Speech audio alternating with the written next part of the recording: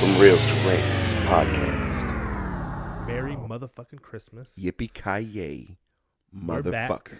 Yeah. with the Christmas episode. That we've all been waiting for. The best Christmas movie Absolutely. of all time. Of all time, goddammit. Yeah. It's hat long as a bitch. It is long as a bitch, but I like the long ones because Pause, nigga. I bet you do, motherfucker. fuck you. We are live. We are back. It is the Christmas episode. Yes. We're going to be talking about Die Hard. Yes. The best Christmas movie. John McClane's finest. Yes.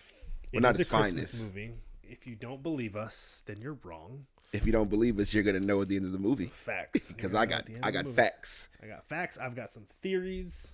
Yeah. We didn't give our intro. We didn't give our intro. Welcome back from Reels to Rants. We talk about all things on the big screen. And everything in between. Facts. All right. Yeah. We did it. Like, follow, subscribe.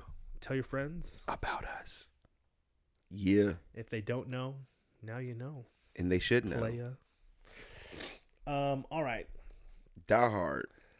Not written, but came out 1988. The year after we were born. You were born. Yeah. Oh, yeah. You. I was born in 88. I don't know if the movie came out before I was born in February or after I was born. After. Because Was this a summer blockbuster? Yeah, this was a summer blockbuster. And you know, this was Bruce Willis's first blockbuster movie. Was it his first blockbuster movie? Googled that shit this morning. Was it? Because he'd been in other stuff before that? This was his breakout blockbuster movie. No. Yeah, I Googled that Was shit. it? Yeah. Okay. Yeah. I mean, like, way to go start with a bang. Hell, literally. So 1988 action film Yep. follows Detective John McClane as he attempts to rescue his estranged wife Holly, and other hostages that are being held by German terrorists who are led by Hans Gruber.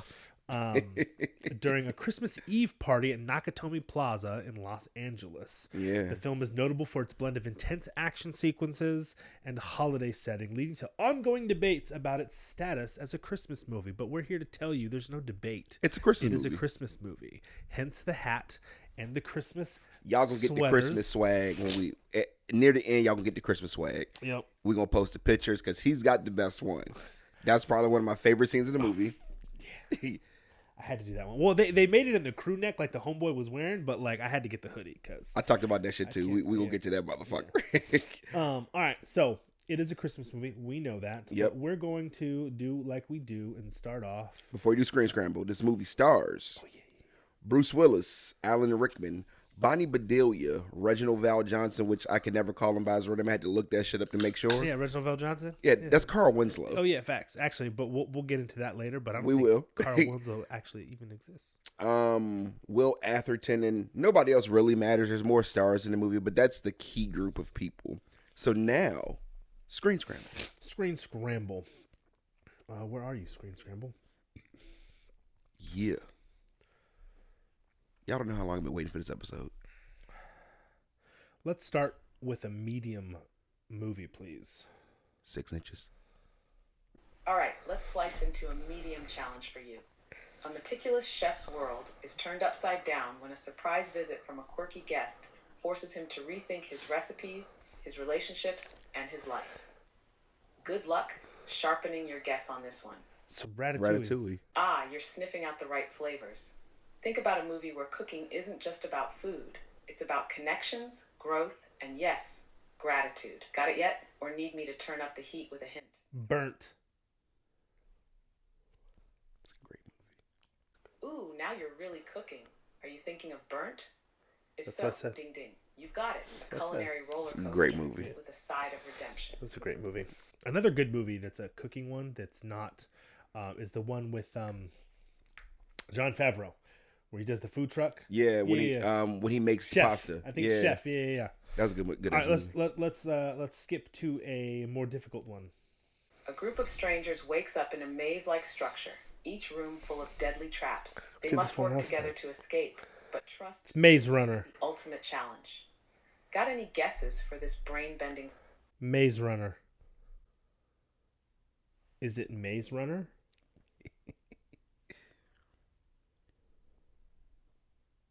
shit. We know it's Maze Runner. She's going off the rails. I'm gonna have to fix that shit. That's irritating. Anyways, it was either Maze Runner or Saw. they woke up in a maze. That's what she said. Oh, yeah. They woke up in a maze. Like Maze Runner. Saw. Do they have mazes? They have puzzles. Okay. I mean, technically, a maze is a puzzle, but like, it's actual physical puzzle played with your body. That's true. Yeah. Ooh, it could have been Escape Room. They didn't wake up in a maze. Never mind. No, I was gonna say they woke up in a prison. No, Escape Room. They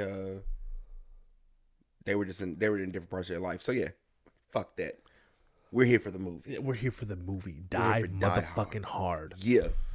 So, to start, I took great pride in knowing that John McClane flies Delta.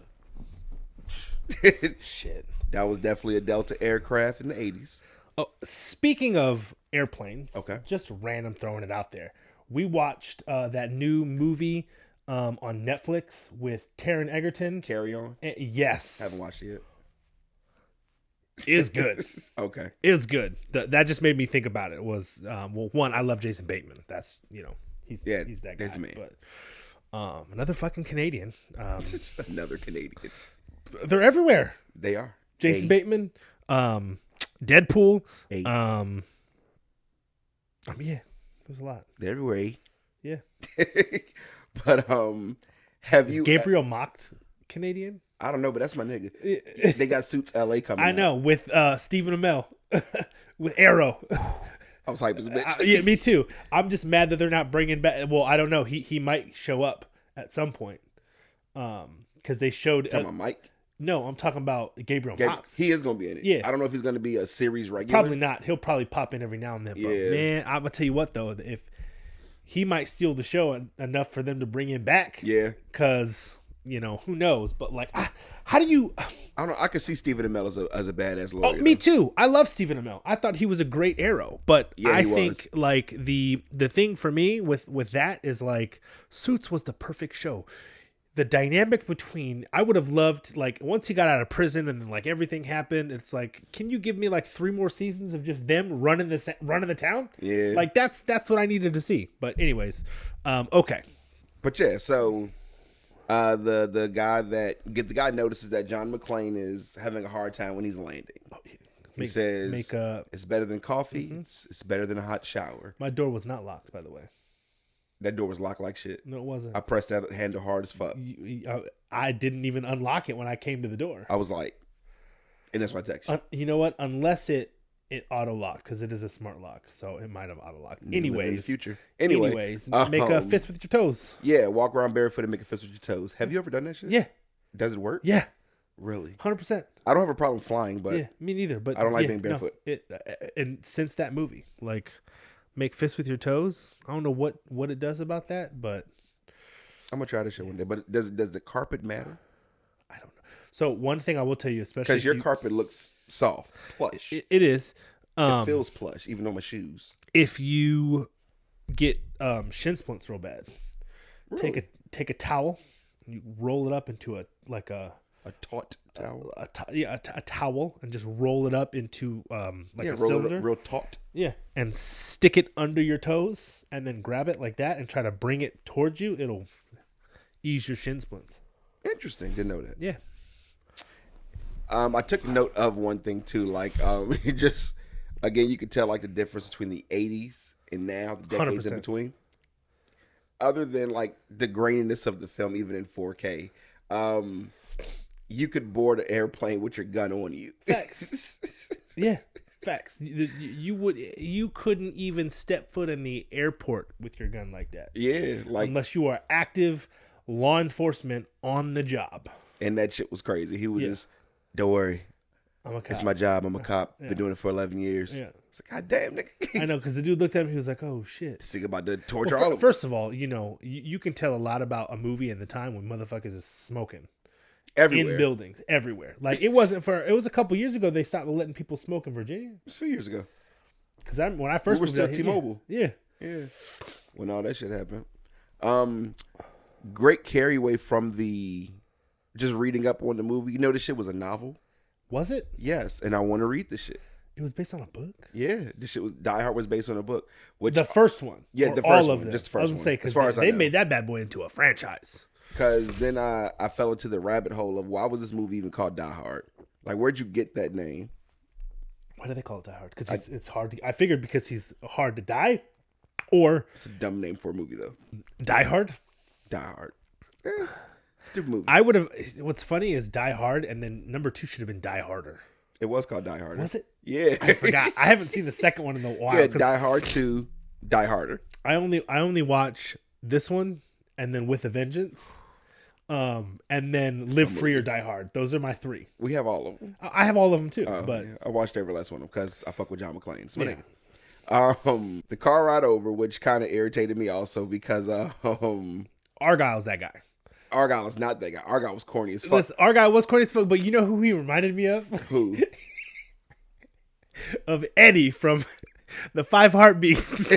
He looked straight up like Eddie from the 5 Heartbeats, like a young, uncracked Eddie from the 5 uncracked Heartbeats. Eddie. Yeah, pre-cracked Eddie from the 5 Heartbeats. Oh, I had a thought too. This is a question with the toes on the carpet thing. He said it's better than coffee, better than hot shower. Is it better than pussy? Hell no. Pussy after a flight? Top notch? Pussy anytime. It's top notch. I agree. I'm just saying. Anytime. But so Breakfast, lunch, dinner, morning, nooning, night. 4th meal. Second so breakfast. They're driving. You meet Argyle, which Argyle was super fucking corny to me, and I bombed him. Unless it was a movie specifically Mm-hmm. for black people, most black people in movies were corny as shit. It's fucked up. I'm just let's not get into Homeboy who was their computer guy. Theo, I laced his ass up too. He was a whole movie. The quarterback is toast. Right. Nigga was a whole movie stereotype, yo. But, What is? Hold on. One of my favorite quotes was where did I put it? Where did I put it? 'Twas the night before Christmas, and all through the house not a creature was stirring, except for those 4 assholes coming through the rear in the 2x2 cover formation. I'm like, I hated him. Yeah, But we get the car ride out. he's. Hold on, I'm sorry. I keep You going back to good? this. He's just as bad as Homeboy from Beverly Hills Cop. We're not gonna fall for the banana on my tailpipe. Yes. Yeah, I told you. Maybe that was just an 80 movies trope. Corny. Maybe just an 80 movies trope. I could see the directors. Oh, we need you to do that, but whiter, please. Yes. Yeah. That's probably what happened. So Pre-woke bullshit. Argyle is driving. He's asking a bunch of questions. John clearly doesn't want to answer. Like, nigga, just shut up and drive the car, bitch. First of all, though, he broke the rules by sitting in the front seat of a limo. Yeah. You're making it awkward, my guy. So we're gonna have awkward conversations. Is that awkward? Yes. You don't want to sit in the front seat of a limo? No. I'm gonna sit in the back with a thing up. I'm gonna pour me a scotch and take me on. Take me on? Yeah. Take me to my destination. I don't know. One, I've probably been in a limo like once. Twice.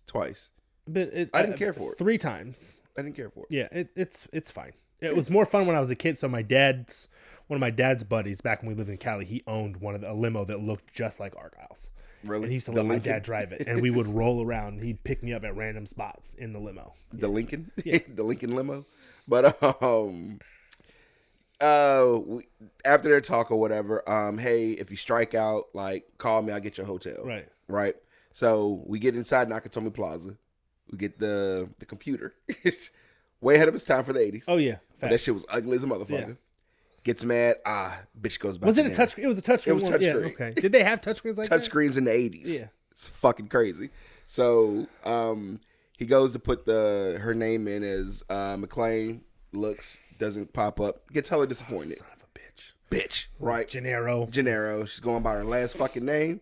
I mean her maiden name. So he gets ready to launch upstairs, but we get to meet Holly this entire time. This nigga Ellis, and I got so many Ellis ones.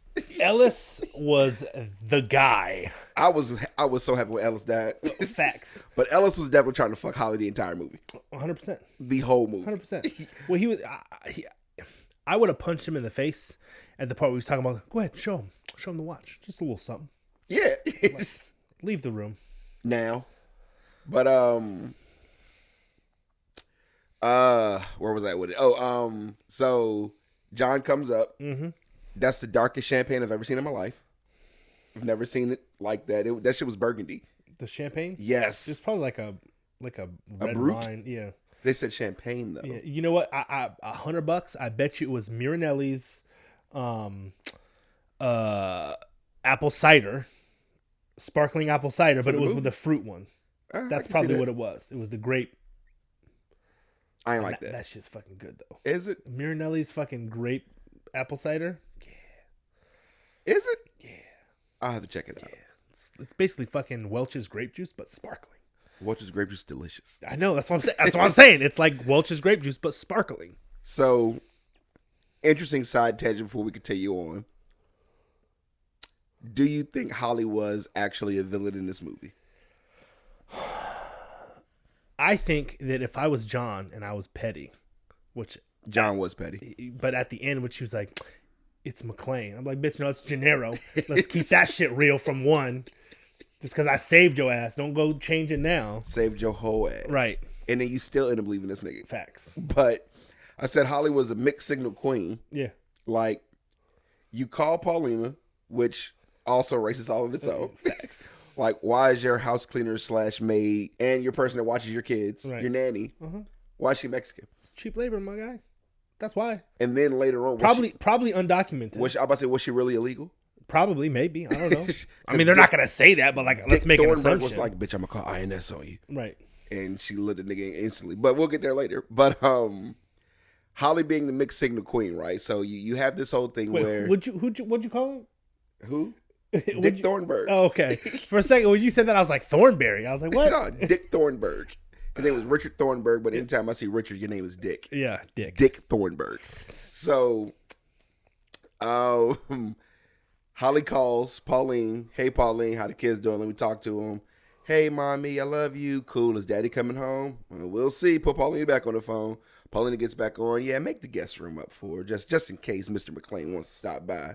And she's like, oh, I already did that. Right? But as soon as your phone calls over, you put the picture face down. Right. Why? Because she mad at that motherfucker, man. So why do you want him staying with you? I don't know. Look, mixed signal queen. Yeah. It doesn't make any sense. But that plays a role later, as we will definitely get to see. A quote from it that I skipped ahead because I wrote it later because the shit was funny to me. When Argyle's in the limo, this limo's got everything. CD, CB, TV, telephone, full bar, VHS. A limo with VHS is crazy. It's the 80s. They didn't have CD back then. He said CDs. Did he? Yeah, but then he proceeded to put a tape in the tape deck. Did they have CDs in the 80s? Yes. Are you sure? No, I'm not sure. We'll find out later, but the motherfucker said CDs. Okay. Yeah. I mean, I believe you. I'm baffled that it's like 88. Like, I didn't think CDs came out till like we were coming up. So, of all the things that Argyle did, well, one of the many things that Argyle did in the movie to piss me off was his backing up inside the parking deck. How can you back that limo up so fucking crooked? He said this was his first job. No. First time driving a limo. He drove taxis. Okay, yeah, first time driving a limo, though. Driving a long car is a lot difficult than driving a shorter car. If you can back up a U-Haul, you can back up a limo. He didn't say nothing about backing up a U-Haul. Doesn't matter. Backing up a car, it's all the same. It's not all the same. It is. It's not. The only difference is the distance. I hated it. that crooked ass limo park pissed me the fuck off. So, back on topic, he finds out that the party's happening on the 30th floor. A callback. The receptionist guy says, Gennaro, yeah, they're on the 30th floor. They're the only people here. Yeah. On the 30th floor. Yep. Right? I'm going to call back to that much later in the movie. So, McClane's in the party. He's shuffling around. A random guy walks up to him. Hey, Merry Christmas. Kisses him on the cheek. I'd have slapped him. Jesus fucking California. Yeah. You can tell he was so uncomfortable. He almost dropped the F-bomb. Yeah, and I don't mean fuck. I mean the other F-bomb. Yeah. Oh, yeah. The California F-bomb. Oh, yeah. John McClane was that guy, too. Right. And in the 80s, trust me, they let the F word fly. Facts. It ain't the F word we're talking about. No. But sounds pretty close. as he's shuffling everything through, he meets Mr. Nakatomi, which his real name was Takagi, but I don't understand why it wasn't Mr. Yoshinori Nakatomi. Takagi. No, it was Joe. Joe Takagi. Joe Takagi. Joseph Takagi. That's right. Which that was an imported name. Facts. They didn't want to give him a standard Asian name. Facts. Japanese name. Just Joe. Your name's not Joe. Joe Takagi. Right. It's probably like Joe Sonora. But they meet, gets directed to Holly's office where Ellis is sitting in her office. Doing coke. Straight up doing coke. You missed a little bit. He was in that joint, taking bumps, doing paragraphs, skiing the slopes, snorting magic, dreaming of a white Christmas. Mm-hmm. There's a lot. But what thing threw me off, if that was Holly's office, why was a picture of Ellis on the front of the desk? Look, my guy, I don't know. I saw this shit. I paused. I was like, get the fuck out of here. I took a picture of it. That's getting posted. I haven't posted a picture for y'all in a while. That's going up. Booby, I'm your white knight. That's later. I know. Which is also extremely funny. Fucking white knight is a funny euphemism for doing coke. Yeah. So he's sitting there just doing blow. Right? Holly comes in. She gives him like this super awkward hug. Hey, Holly. They meet. Cool. Can I get somewhere to wash at? Like, cool. First of all, I don't know about you, but like, if I'm coming out there, I'm trying to get you back. So I'm not accepting 3,000 miles away. I'm not accepting no hug. I'm gonna take you. I'm gonna fucking roll you back and go for the full romantic dip kiss. You abso-fucking-lutely. So, and I'm gonna touch on that in a second too. Pause. Do you think Holly was low key Ellis's drug pusher? Drug pusher? Nah, I don't think about it. Nah, because here's the thing. You're randomly in her office, and when they ask you what you're doing in there, oh, this was the closest phone. She had to be. I would have to believe that one, and we can reference this later, but she was much more of a badass in a sense of like she's not gonna take no shit. Agreed. Because there's a point where when she's with Hans where she gives him that low-key elbow and dips out of the way. Just like their daughter does in Live Free or Die Hard when she foot pops homeboy. Like, I haven't seen this shit in so long. I'm gonna go back and watch it. John McClane trains his family. Clearly. So I don't think that she's doing nothing for nobody that she don't want to do. So if she is Ellis's drug pusher, it's because she wants to. But if she don't want to, Ellis ain't making her do shit. Oh, agreed. Yeah, but it just gave me drug pusher vibes because you're just sitting in the office doing coke. I think I don't. She wasn't in the office. He was right. So that's what I'm saying. He's just a fucking obsessed little. Unless she's the pusher. Oh, I know the blows in your desk, the white knights in your desk. I'm gonna go in. Okay, I see what you mean. I'm thinking. I've got it reversed. I thought you meant like Ellis was the up top and she was no. She was the pusher. No, I don't think so. I think he was just in there because he's a little obsessed. You know, because she probably told him no many times, and so he hasn't gotten the picture, and he's just doing what white boys do. You don't think he got the picture not one time? Nah, I think once. Unless she kicked him in the dick. I don't think so either, but I'm saying, like, I don't think she was doing anything with Ellis. I think she got a little nudge off of him, and he got attached. Maybe. That's a possibility. It's a definite possibility. But nah, because you don't go from doing, like, a man's man like John McClane to fucking Ellis. Some women do. Niggas, he makes multi-million-dollar deals for breakfast. Sorry. I have to think that, like, someone like John McClane, like a certified badass. Certified. I'm just saying. But I guess here's my other thing though. Was he a badass before this movie? Like think pretend this is not a movie. We're talking about like a biography application. Like, yes. John McClane, do you think he did shit like that before this? Yes. Okay. For one main reason. He's a fucking New York cop. Yeah, facts. New York is savage. Which means he would have been a New York cop in the 70s. Facts. I didn't even think about that. He'd been balling people up on a regular basis. Oh, so John, with all of his police detectiveness, he definitely picks up on that Ellis wants his cheeks. Oh, And then in the bathroom, she's like, "It doesn't matter." Wants his wife's cheeks. Yeah, wants his wife's cheeks. My bad. He said wants his cheeks. I was like, wait, I did not catch that vibe. Cheeks. I mean, yeah. Holly says, hey, I just want the executive bathroom. This executive washroom was fired. Right. This is what I have my eyes on. Right. Cool. So they get into their little discussion. Hey, the kids would love you at the house. John's like, yeah, I would too. She's like, I miss you. He's like, guess you didn't miss my last name, huh? Gennaro. Instantly talked yourself out the pussy. Facts. And if you... But that's also probably part of the problem in their relationship. That he's petty? They're both petty. I'm sorry. I can see it on both sides. Unless you're divorced, if you assumed his last name once you got married, going back and forth is some petty bullshit. Agreed. She's doing that as a dig to him, and everybody knows it. Right, but so remember the conversation we literally just had about rubbing your feet on the carpet and getting pussy? Right. He could have had some pre-party pussy. He could have. He could have had the triple P. He could have. But again, they're both petty. He's petty. That's the downfall. They both are. That's the downfall of their relationship. If pussy was on the line or pettiness, which one would you choose? I mean, it depends. If you were John McClane in this situation, you just flew 3,000 miles from New York to LA. I didn't say that I'd be smart about it.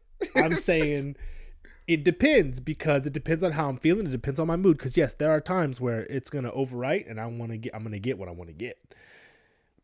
But my mouth is gonna run, and then I'm gonna probably talk myself out of it. So it just depends. If I just hopped a flight, whether I paid for it or not, if I just hopped a flight from New York to LA to be back, like we said, I'm here to get my wife back. I'm getting me some pre-party. Okay, let's think about this though. Think about it, and we're thinking about it from both sides, right? He gets off the plane. He's had a long flight. Mm-hmm. If there was layovers, we're talking like, hours and hours and hours. He had to put up with Argyle's bullshit on the way in here. Yeah. Then you get down there, you're feeling good. You're like, okay, I'm about to see my wife. Everything's good. I'm expecting to see McClane. I see fucking Gennaro. Okay. That would piss me off. You gonna scream McClane when I'm inside you? That would piss me off. For how long? It depends. You would let then we get okay. No, then we walk in. Mm-hmm. Again, maybe I forgot about that on the elevator around 30 elevator floors up. Yeah, elevator around 30 floors up. I walk in, I'm like, okay, cool. I'm looking around, and then some random motherfucker comes up to me and kisses me. That's strike number 2 so far. It's a random.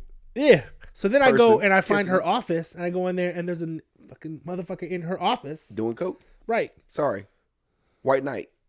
So I'm just thinking about it from that perspective. Like my petty level blocker might have been a little overstressed. But remember, up to that part, when he was in the bathroom, he was doing the toes. Okay, right. Okay, so he's in. Okay, he should have been in a more comfortable spot. Should have. Yeah.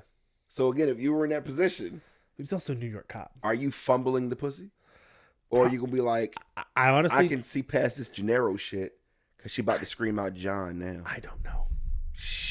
I don't know. I'm being honest, and I'm being realistic. I'm being honest too. If I flew 3,000 miles across the country, soon as that door gets closed, I'm fucking this shit out of here. We'll see. I'm talking about bent over the desk, and she had long handful of hair, just bow. I'm going to town on you. And then we're gonna go party. Anyway, random people bust in the room trying to fuck, see somebody there, which again was a funny motion over everything. I say that because when Hans' people get there, they're in the office prior to the office John was in. Right. So y'all walked past the original office, kicked in on John and them just to go back to the other office? Yeah. I don't know. That didn't make sense. Exactly. Continuity. We've talked about this. So now, after the pussy gets fumbled, we cue the bad guys. Motherfucker box truck comes up, pulls in. The little Honda Civic comes to the front, pulls in. Your boy Theo jumps out the whip. My favorite guy. And again, super frustrating to see that part of it. Like, they made Theo so unapologetically black. He's with a tall white guy. Mm-hmm. Don't even look like they'll be cool. Nope. Come in talking about basketball. Mm-hmm. Could have picked any other sport. Uh-huh. Although football and basketball are both going on at this time, we're loading up. This is probably beginning season of basketball. We're loading up for the end of the season for football. Why are you talking about basketball? Pissed me off. Stereotypes, man. Yeah, and he's the immediate tech guy, mm-hmm. like with the thick ass glasses. Mm-hmm. So everybody gets mopped up. We're breaking into the place. We're going to cut the phones and shit off. Mm-hmm. Why'd you pull out a chainsaw? It's quick. It's for what phone wire do you purposes. know has pipes surrounding it? Well, they do some of that for some of that stuff. Pipes? Yeah, one for a to protect from like water and stuff, I would imagine, but another is like I've seen the plastic clamp ones. Yeah. I've never seen metal pipes. Okay. Well, let's remember. My favorite saying, it's a movie. Fuck that. It's for dramatic purposes. It took me out of the element of the movie. To dramatify the experience. Dramatify. Yeah, I don't know. I fucking said it and made it up. So, all the essential layover people, well, not even the essential layover people, some of the main character bad guys made their presence. Hans is in the back of that box truck with the layover characters. Yep. But also apparently a fucking ambulance. They were all standing. Yeah. Movie magic.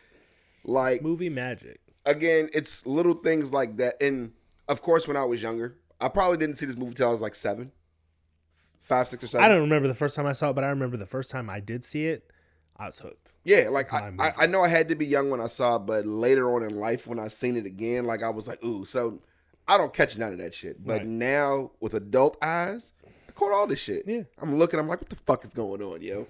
Continuity issues. But where we were talking about Hans, like, and that's why on a list of movie villains, and I'm talking about across any genre, Hans Gruber's up there. Oh, yeah. Like, nobody played such a dubious character like Alan Rickman did Hans Gruber. It was the best. What made him terrifying was his just calmness. And that's the menacing part of it. That's what I'm saying. That's to me the correlation between him and like another actor like Giancarlo playing him is just the ability to be menacing without having to be scary. Listen, I'm here to do a job. Mm-hmm. The money's in the vault. You have the code. Mm-hmm. You're coming with me. Yep. And then I'm going to give you to the count of 3. There won't be a 4. Yeah. And Takagi should have been like, nigga, the code's XYZ, bro. up, down, left, right, left, Japanese are honorable. He's not going to give in. Some of them are honorable. The real ones. That's why they have seppuku. Oh, well. That's where it comes from. I knew Ellis was going to die as soon as he started talking. I was like, oh, bro, once you're done, you're done. The moment they unlocked Ellis's drug habit, he's dying. Yeah, facts. This nigga's going down. Yeah. But bad guys in the elevator, we're going up. MP5 shots start ripping off in the air. Oh my God. So before they started ripping off shots, and again, movies like that piss me off. You have a group of like at least 8 niggas with guns raised and an elevator, doors open. Nobody screamed. Nope.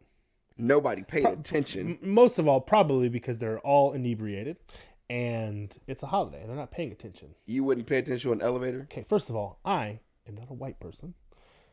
I'm just saying. So I'm always paying attention to things. I don't sit with my back towards doors. Facts. 100%. But shit like that. So MP5s are ripping off through the air and everything. Everybody's screaming. We have to go take over. So they're kicking in different doors. Boom, boom, boom. Snatching niggas out of rooms. The fuckers that kicked the door in on Holly and them, they were literally in the office fucking. Facts. I don't know how my perverted ass mind did funniest not thing see though was titties. all the dudes' faces was snatch that bitch out and then walk in. It was all like, but of all the times I see titties, In my years, I've never noticed her titties Really? in that movie. Oh. Ever. I was like, wait a fucking minute. The 80s were a great time for not being edited. Because normally, like in today's society now, like a rated R movie, they're not showing titties like that. Do you think this movie could be made today? Fuck yeah. No. I would want it. We're at that time, especially now, unfortunately, because, you know, Bruce Willis is never acting again. No, he's done. Yeah. Unfortunately. To pay homage to him, or homage, I don't know how to say the word. Homage. Homage looks and sounds better. Yeah, homage does look and Homage. People say homage, I think hominy grits. Who? Hominy grits. The fuck are hominy grits? It's from My Cousin Vinny. I seen the movie like one time. Oh, I own it too. I've only seen like one or two times. Hominy. I don't know what hominy is, but it's where I heard that term Okay. in that movie. But anyways. But homage also sounds like fromage. fromage. Do fromage. But fucking French cheese. Yeah. So with the fuckers makes me think of them fucking Dexter memes. Dexter's Laboratory. We talking in here. Fromage. Say it in your accent. Fromage. Oh man. Shavakadoo. Say it again. Avocado. Yeah. Okay. Say avocado. But to pay homage to Bruce Willis, like I don't. It's one of those movies. See, there's some movies I feel like you just don't remake. Really? Yeah. You think this is one of them? If you can't, do it justice by, like, because let's be real, Die Hard is a fucking masterpiece in my opinion. It is. It'll never, whatever if it ever gets remade, it will never, ever, you heard it here, ever be anywhere near as good as the original. Period. You don't think so? No. Well, this was Bruce Willis' prime, so I could see that. I think they could make it just as good. I don't even think just as good. They could make it entertaining. It could potentially make a lot of money and be a good movie. Mm-hmm. But to put it at the same level, it'll never be at the same level. I could see not same level. In the words of Harvey, life is this. I like this. This is where Die Hard is. This is where any remake will be. So you wouldn't want to see a remake of Die Hard? I'm not saying I wouldn't want to see it. I'm just saying you will never convince me that it'll be this. It's always going to be this. It will never be this? No. Getting back to the original topic, I would love to see a remade Die Hard, but the original is always going to have a special place in my heart. Always. Nobody's ever going to come close to it unless they get Giancarlo to play Hans and then whoever else to play John McClane. Okay. I'm going to write that up because I really want to go back and think about who I thought would be a really good John McClane also. Yeah. So I'm just trying to I'm trying to go through like action stars and like really think like who would be a good John McClane, because I gotta have that, like he had that very like cool, chill, like I'm a cool guy, but also I'm a badass. Facts, yeah, like I'll shoot you, and I won't think twice. Here's the thing: is like looking at a John McClane, you don't assume that right off the bat. Yeah, but that's what makes it. Great. You don't even see a cop when you see John McClane. No, you just see, and that's what makes him great. Yeah. So you'd have to find a character that can do that. Yeah. But shooting upstairs. Yep. They kicked the door in, which again I thought was fucked up. Like this is what we were talking about last time. You don't interrupt a nigga stroking. No. 2, nothing stops a stroke. Niggas would have kicked my door in, guns busting, I'd have still been fucking. Yeah, you'd have to shoot me. Yeah. Or pull me off. One of the two, but I'm not stopping. Still going like, nah, I gotta finish. Like you bust, I bust. Like they pull me off, I'm just straight up. It's on your shoes now. I probably get shot doing that shit. But facts. So we get back to John go McClane. And come at the same time. Right. Best time to go. So we get back to John McClane running up the stairs. He's peeping each floor. Somebody on 31, somebody on 32, 33 is empty. Cool. What the fuck is going on up here? Right. So he got one of the renovated floors or unfinished floors. He's looking around. Super bright idea. Let's pull his fire alarm. Mm-hmm. Merriment ran across his face when he saw those cops. Oh yeah. He jumped back. Woo! Yeah. Yes! Come to daddy! Like, and then they turned around. And just instant dismay. Where the fuck are y'all going? Facts. Gotta come back to me, asshole. So where'd that fire alarm come from? 33. Go to 33. Mm-hmm. So now they send up little brother. Mm-hmm. Murked. This part pissed me off beyond all recognition. So before did they blow Takagi away yet? I can't remember. I think they were in the process of doing that. I don't think it happened yet. Yeah, because Rickman Hans was introducing himself to everybody. So Hans has advanced knowledge, and he makes point of it when he says, "That's a nice suit. I have 2 of them." He had a plan going in to Nakatomi Plaza. Well dressed, clean cut. Mm-hmm. I know what we're here to do. Like I said, very menacing, but also very prompt with what he's doing with his decisions. Yeah. Why the fuck are you rolling with a nigga in a sweatsuit? They need to be functional. They're the henchmen. That's the point. But he was supposed to be a main henchman. Yeah, but he was Carl's little brother. It's a visual of the... I guess to me it would have been a visual of like, again, Hans, I'm here. Yeah. You're here. Maybe. I didn't look at the levels like that. Yeah. Because if he's a little brother, chances are brother's above him. And he had like a black ninja suit on. Yeah. Why? Look, one, they're fucking European, so who the hell knows? And it's a ragtag bunch of people. You have Fabio.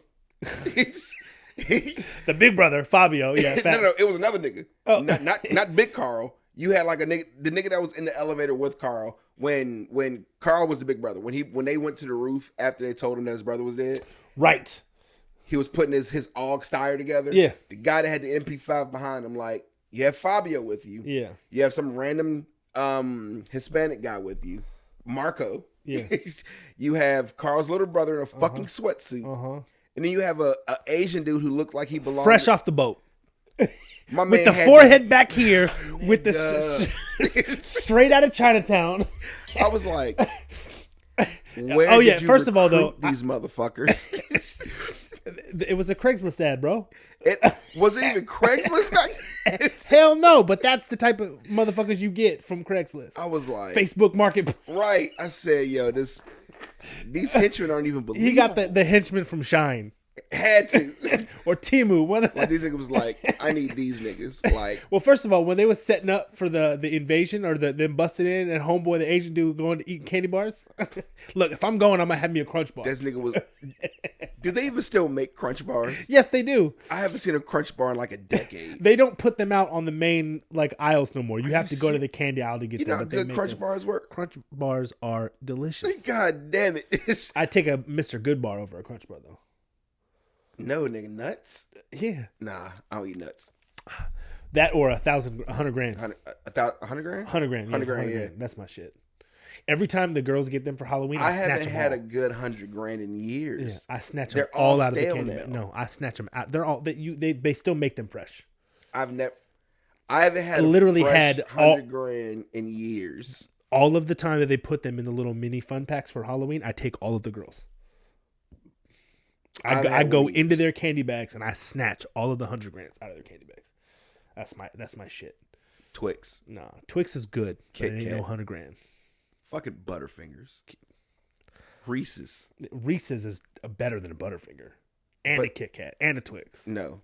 Yes. Twix is the top-notch candy. Peanut butter and chocolate, bar none, the best candy. Period. Caramel, cookie, chocolate. Caramel cascaded. Nah. Over cookie. Shortbread cookie at that. Nah. I've never had a bad Twix. I've never had a bad Reese's. How can you fuck up chocolate and peanut butter? Easy. I could go take melted chocolate chips and a spoonful of peanut butter, and it's still better than a Twix. Yeah, you goddamn man. You know how you can fuck up a Reese's? How? Spiders get in Reese's. So, okay, first of all, if we're going to go that route, there's bugs in everybody's candy. No, I've literally seen a spider in a Reese's. I know. I've never seen a spider in a Twix. They're in there. Their legs are in there. Their little bodies are in there because guess what? There's a certain percentage that is allowed to be in the candy.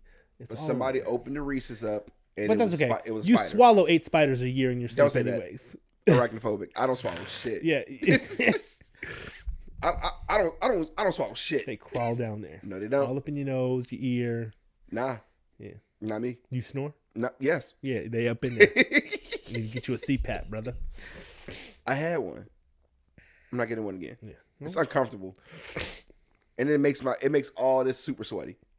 Oh yeah, I'm sure. We're off topic as fuck. We are off topic as fuck. Anyways, so back to Fabio eating a... Yeah, not that one Fabio. That was the Asian. But that was me making a joke. Fabi. Oh. Fresh off the boat. Yeah. Fresh off the boat. That's Fabio, hilarious. yeah.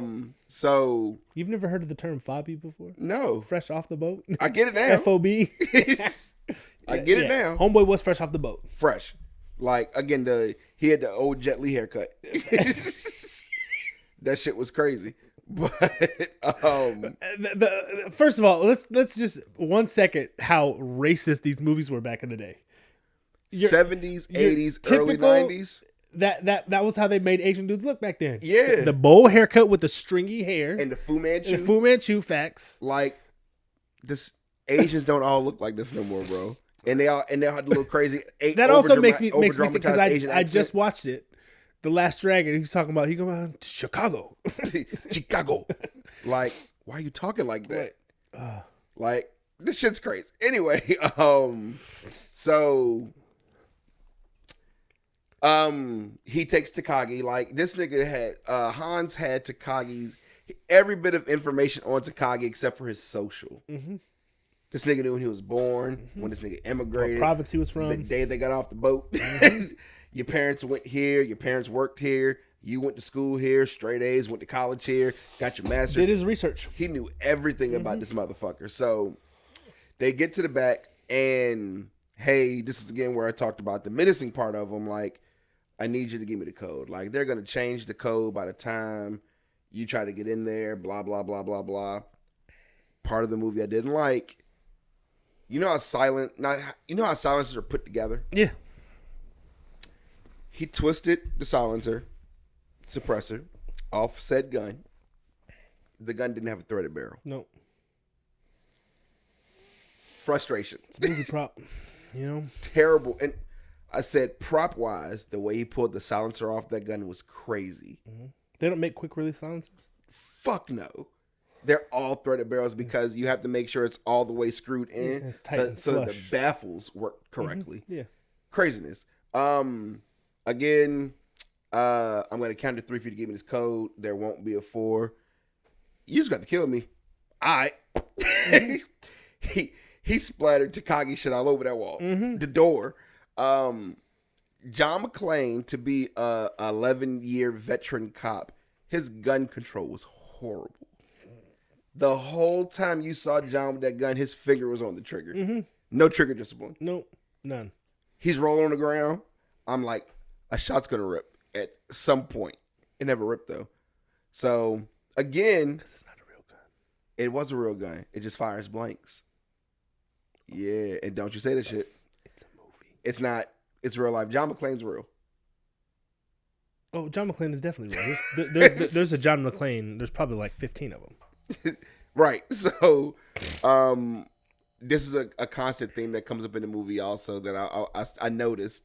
So, after their shootout, when they're chasing John McClane, they were like, he's like, Argyle, tell me you heard those shots. And the camera cuts to Argyle's in the car with the bear in the back, drinking, listening to music, talking on the phone. Right? You're on the 30th floor. How the fuck is he going to hear them gunshots? It happens again later on in the movie. Oh, I know. Like, Hans says, we can't have people shooting anybody because if you shoot people when the cops are here, it's going to cause a problem. Right. You're on the 30th floor. Concrete, steel, drywall, copper, rebar. They're not fucking hearing gunshots in that building. Maybe? There's no maybe. The only gun that... You don't think it would reverberate out the glass windows? No. Because it's not like they're double pane, are they? It had to be because he couldn't kick through it. He had to shoot it first. Facts. Yeah, well, they're probably, industrial. I mean, I'm no construction person, but I would imagine they're thick bitches. They got to be... Have to be. Preventable from people, like, just bumping into them and falling out. Yeah. And I'm pretty sure by the 80s, they had those in buildings that big. I don't know. The 80s was ruthless. 80s was ruthless. Crack was in the 80s. But, I mean, Homeboy was doing it openly. No, he was doing coke. White girl. Christina Aguilera. Yeah. Britney Spears. Yeah. I have a lot of these euphemisms. I know. They're going to keep coming up. Anyway. What do you get crack from? Cocaine. Right. And baking soda. Yeah. I got baking soda. I'm not going to say it on camera. Never mind. So, they're chasing John McClane. They get to the roof. And this is a very irritating part, but it really opens your eyes up to even what's going on now. Fire alarm already went off. They're chasing him. Guns are getting shot everywhere. He gets to the roof. Where's the only place that he can be making a call out to the cops? Somebody get to the roof, right? Hey, it's an emergency. Bitches is dying. Mm-hmm. We need help. Sir, this line is reserved for emergencies and police officers only. Please hang up the phone. And please get off our line and call 911. Two things stood out to that part of the movie. One, you're saying that your only female offers you can have all work in the call center. Facts. It was the 80s, bro. Nigga, there wasn't a female officer on the street. Nope. They were all dispatched. Men. Yeah, all dispatch. I paused it. I rewound it. I said, yo, why is everybody in that office a woman? Yeah. It's the 80s, bro. That shit was fucked up. Yeah. And then two, this is a man's world. Clearly, you ain't give a single fuck no. about how anybody took anything. Sir, get off the line. If you stay on this line, we'll have to report it to the FCC. Well, fucking report me then, lady. Yeah, facts. Report me. Like, at least that will get somebody up here. That also brings me to one of the great things about John McClane is he did not give a fuck. When he was talking to the other Dwayne, the other officer, and he was like, asshole, I'm an asshole? You just got butt fucked on national TV. The best line ever. I wrote that shit down. I just remember thinking, I'm like, what's butt fucked? Like the first time I saw the movie, like, what? Again, when you're a kid, right. you'll know these things. Nah. But if I would have repeated that, I would have got my ass beat. Absolutely. But well, before I got off topic of it, we were talking about his ragtag bunch of killers. Yeah. So that's what I said. You got Germans, you got regular white dudes, you got Fabio, you have a nigga that looked like he was from feudal Japan, and a nigga in a sweatsuit. I said this stood out a lot. You got to dress for success, which is what his security guard dude that was downstairs did, and it's what he did. Dress for success. Dress for the job you want, and the job that you got. Facts. Right. Hansi to choose his friends better. That was his first mistake. They was going nowhere in life. No ambition. You wearing sweatpants at the job, bro? You wearing sweatpants and not even Nike boots. Right. You just got on some soulless ass boots that were too small for John McClane. At least put on some Timbs. Jesus Christ. At least put on some Timbs. Jesus. So him and Sweatsuit get into it. I just skipped so much parts. So him and Sweatsuit get into it. He throws him down the stairs, breaks his neck. He can't take his shoes because he got a little dick. I mean, he got a little foot. These are the points I was making. So we get to my favorite part. One of my favorite parts of the movie, where your hoodie comes from. Now I've got a machine gun. Ho, ho, ho. He sends this motherfucker down. You don't see 8 niggas in an elevator holding machine guns, but you see a nigga in a chair tucked back that's dead. Yeah. Girl screams, everybody comes running over, and Hans was eating good too. Yeah. His mother was talking shit, eating crackers and shit. Yep. So he had his legs crossed like this. Like, listen, like you got no dick. Yeah, just listen, chilling like that. You guys just do what I tell you to do. We're gonna be fine. Yeah. So lady screams, everybody runs over to the elevator. We gotta tell Carl that his brother's dead. Pushes his head, okay, pulls the sweater down. Now I have a machine gun. Ho, ho, ho. Like, one of my favorite parts of the movie, yo. Like, and what makes that part even still stand out so far, like, even in years later, that's if somebody was playing a game show and you had to quote a movie, like, that shit would come up and everybody would know where it was from. So that and welcome to the party, pal. Yeah. That literally, you say that anywhere, that's the first thing that comes to people's minds. Welcome to the party, pal. Yeah. Nigga threw a body out a window. We're going to get there. God damn it, Jesus H. Christ. Now, God damn it, now. So, I said that's where it was at. The lazy LA call center women. Didn't give a fuck. And what was even crazier was the radios they had. The CB, they said they was running off a CB. You still have to hit the button to open the transmission so you can start talking. Yeah. I'm 98% sure John McClane wasn't holding the button when people were shooting at him. Probably not. So how the fuck did they hear those gunshots? It didn't make sense. Don't say it. So, no fucking shit, lady. Does it sound like I'm ordering a pizza? So sound like I'm ordering a pizza? That shit was crazy. So,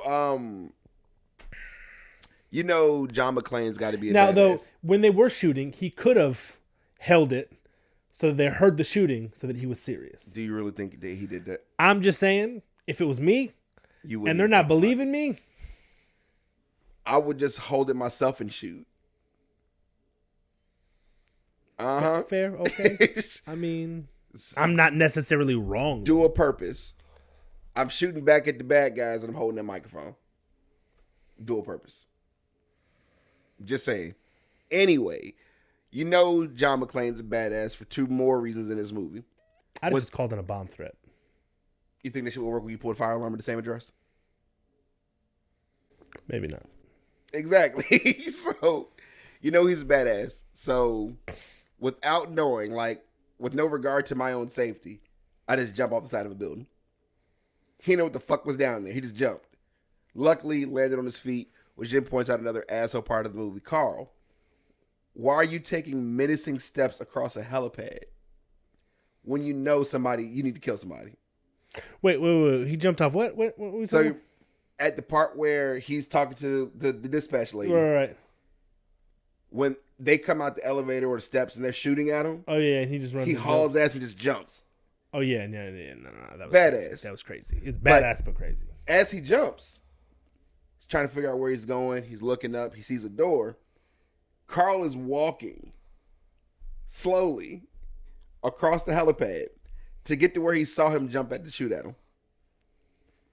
Don't say it. It's just frustrating. If I'm on a mission to kill you, I'm not menacingly walking towards you. I'm going to scoop my ass across the helipad and put 3 in you. You're done.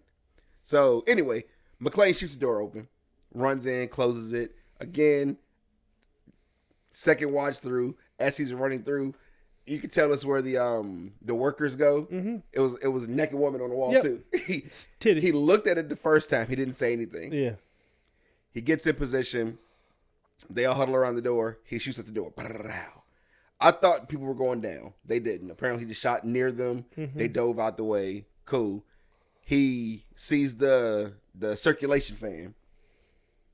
I'm not putting a gun inside of a fan. Just not doing it. That's your own protection. Right. Stops fan. Was it empty at that point, though? No. I don't think so. It might have been. I don't know. Gets through, right? They give pursuit. Now, again, and this is... Maybe I just think about different situations like that differently. If people they only have one interest in. Right. Are you going to try to make some kind of stand or are you going to try to get away? It depends on how many bullets I have. And Why? what else I have. Because. It was at least 4 niggas out there. Right. And 4 people can't fit through the door at one time. Facts. But if I've only got 4 bullets. Mm-hmm. And I can't guarantee that I'm going to kill more than one person with nothing else to defend myself, I'm getting mopped by 3 motherfuckers coming in. You had your pistol too. Did he? Yeah, he had a sidearm with him. He didn't dump him before then? Okay. I know what you're going to say. It's a movie. You got to build the suspense of it. But I'm saying, I'm thinking about it from a real thing, though. Like, if I'm John McClane, and I'm limited in my resources. One, another thing we're getting into, I'm fucking barefoot. I can't even believe I skipped over that part. That was one of the pieces when you heard gunshots ringing off, are you grabbing your gun and running to the door? I'm putting fucking socks and at least shoes on. Like, the very first thing I'm doing, put his J's on real quick. I am not running to the door to check. I've been a cop for 11 years. I know what gunshots sound like. Yeah, facts. What were you checking? Yeah. Get your shoes. And he pulled the gun out of a holster. You could have just slung your holster on you. Facts. Put the shoes on and haul ass. Yeah. Sometimes John McClane's dumb. His feet were the unsung hero of the movie. Okay. Especially later on after he steps on that glass. Facts. Have you ever stepped on glass before? Yeah, 100%. Jesus. That's pain. Well, you saw the piece that he pulled out of his foot. Big as shit. That's the one thing about this movie that makes it bullshit is that motherfucker's not walking. I don't care how tight. I don't care how tight you tie that dirty ass wife beater to your foot. First of all, I don't remember when his wife beater gets so goddamn dirty. It was right after the part when he is hanging from the ventilation shaft and he jumps down, or hit the sling on empty 5 breaks and he has to grab hold of one of the vents before he dies. He gets inside the vent and he says, "Hold on, come out to the coast. We'll get together, have a few laughs." Mm-hmm. That was the part. He was crawling through the duct. Yeah. After that is when he got super dirty. Yeah. So, because I just remember watching it and then I look and I'm like, when the fuck his wife beater? Brown. I was like, was his beater brown or was it white when it started? But yeah, he definitely had a white wife beater on. Yeah. How dirty was that goddamn? I mean, you seen him at the end of the movie. He was dirty. That shit was crazy. Yeah. But that's the other realistic thing. Is like I get sick and tired of movies where it's like you see a motherfucker and he's like dirty, but it's like clean dirty. Like John McClane was dirty in this movie. He was fucking Ripley dirty. Yeah. Off of Aliens 2 dirty. Facts. Ripley. Good. But so enter Carl Winslow. Reginald VelJohnson. Al Powell. Carl Winslow doesn't exist. Carl Winslow. Carl Winslow. Enter Carl Winslow. Snatching mad Twinkies. Throw them on the counter. Well, the weather outside is frightful. Mm-hmm. I thought you guys only ate donuts. They're for my wife. Yeah. She's pregnant. Yeah. Bag it. Big time. What the fuck were they talking about? I don't know. But the carryover that made me weep for the future. Nigga, gas was 74 cents. Yeah. Back then, you can get a whole tank gas $10. Mm-hmm. $5 probably get your whole tank gas. I used to be able to get a whole tank of gas and $10 when I was in high school, when I first started driving. Yeah. Like, I'll take you home quick, I got $10 of gas. Great. That's money for the rest of the week. Facts. Like, again, back then, like... Shit, now $10 won't even get me to daycare. Shit, now $10 will... $10 puts, like, 2.5 gallons in my car. You got a fucking Dodge. Yeah. Hemi. Yeah. Durango. Yeah, that's why. Yeah. You flex on the fucking pedal and your shit goes... To get back to where we were, so he slings down, he repels. Right, he repels down the shaft. He gets in the... Pause. He gets it... You're right. Pause. A real big pause. He repels down the ventilation corridor. Thank you. It repels down the shaft. He repels down the ventilation corridor. Oh, bad mother. Watch your mouth. Right. The sling breaks. Mm-hmm. Somehow he catches with his fucking fingertips and pulls him. Sorry, you dead. Pulls his sweaty self up, and he's shuffling through. Yep. The shaft, pause, flicks the lighter, and that's how Carl knows where he's at. Mm-hmm. I don't know how you're counting your floors down, sir, but they randomly run down some stairs, and they're in the same room as John McClane. Yep. Carl has a very smart move. Did he look and see, though? Yeah, remember he flicked the lighter and he saw the light go out. Yeah. But how do you know where to count the floors at to know that he was on that floor? Or which direction he was going. The vent, you could at least go 1, 2, 3. You're right. I mean, you're absolutely right. Like how the, but so he gets in there. He does a smart thing. He lets shots ring off. You're in the vents. I know you are. I don't see blood. I didn't hear no body part fall. So cool. So now I'm just gonna go put the gun muzzle to each one, and when I feel the resistance, I'm gonna let shots out. Little did he know, John McClane was ready. Facts. The moment you walk up, you're catching shit off to the dome. Yep. Right, which you probably would have overshot him, but whatever. Just in time, Hans calls, "Hey, bitch, I need you back down here." He thinks about it one more time, and then he leaves. Mm-hmm. So cool. So you can see the sigh of relief on John's face. Whew, motherfuckers almost got me. So almost got him. So, Carl Winslow, I call him Al. Al gets the call, hey, you mind doing a drive-by, which is weird words to use for LA cop. Facts. You mind doing a drive-by on Nakatomi Plaza? Yeah, I got you. And what's funny is the movie was filmed in L.A. Mm-hmm. It was in Century City. Mm-hmm. That building's actually still there. Oh, yeah, crazy. Anyway, so yeah, I'll drive by. He drives by, pulls around, hops out. Guy comes. Merry Christmas. How's it going? Like, yeah, just got a couple calls. Yeah, it must be from the fucking fire alarm. Blah blah blah. Like, we're doing security checks. Bullshit. Yeah, and his stupid shit too. Like, I got $50 riding on this game. Unbelievable. So Carl starts walking around the office. Well, the front, the lobby. Right. He gets close enough to somebody that's about to murkle. Fuck this, I'm going home. Right. Gets in his car. John McClane's looking. He's like, no, mother, where the fuck are you going? Dropping bodies. Nigga said, oh, you don't believe this shit is real? Cool. Marco goes flying out the window. Mm-hmm. Welcome to the party, pal. Yeah. Jesus H. Christ. Now, goddamn it, now. Like, so police finally show up now that the police officer has a distress call. Again, it's LA. Mm-hmm. Cops aren't coming that fast. No. I don't care who's calling. Right. Another cop could be like, officer down. We'll be there in a minute. We'll be there in a minute. Them niggas got there in like 12 seconds. Uno momento, por favor. Right. So now we're over the intercoms of everything, the walkies again. It's now where John McClane is meeting Hans for the first time. So who are you?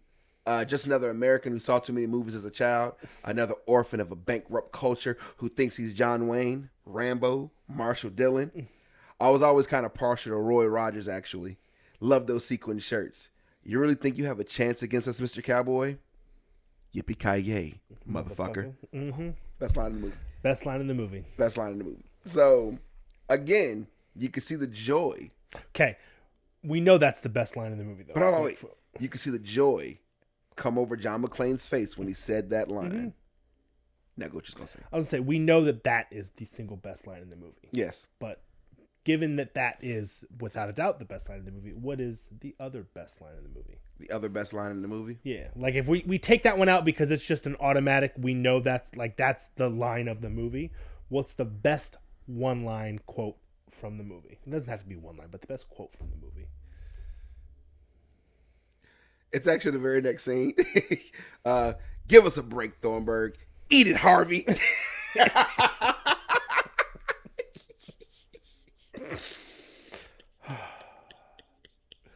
Eat it, Harvey. Yo, that shit killed me, yo. No, my favorite, and this is later, but it's the play on the two. He's like, I'm Agent Johnson. This is Special Agent Johnson. And there's a pause. He goes, no relation. Like, no fucking really? Or, I mean, they play off that too much, but it's like, then he's like, Agent Johnson. No, the other one. Yeah. He wanted to say the black one. Well, no, that's what, I'm assuming that's what the person on the line said, on the other line. Was like, the black one? No, the other one. Yeah. So, calls for the update and everything. So, I said, this is where Al meets Deputy Chief Dwayne T. And there's no other Dwayne in white history, because Dwayne is historically a very black name. Correct. Except for The Rock. I said this is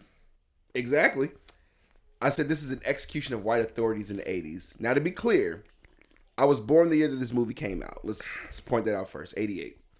So just speaking my thoughts and opinions on the fact, Carl Winslow, it's Al, starts talking to Big John. Hey, the introductions are going, and here's what I've done so far. Deputy Chief shows up, and it's fuck what you think, nigga. he could be one of the terrorists or some nut job that's in the office. This point is going to come up later because it happens multiple times with this motherfucker, especially when the FBI get there. Mm-hmm. Deputy Chief wants to exert this dominance over the scene. Was it because Al was black, or was it just a show of I'm a higher rank than you?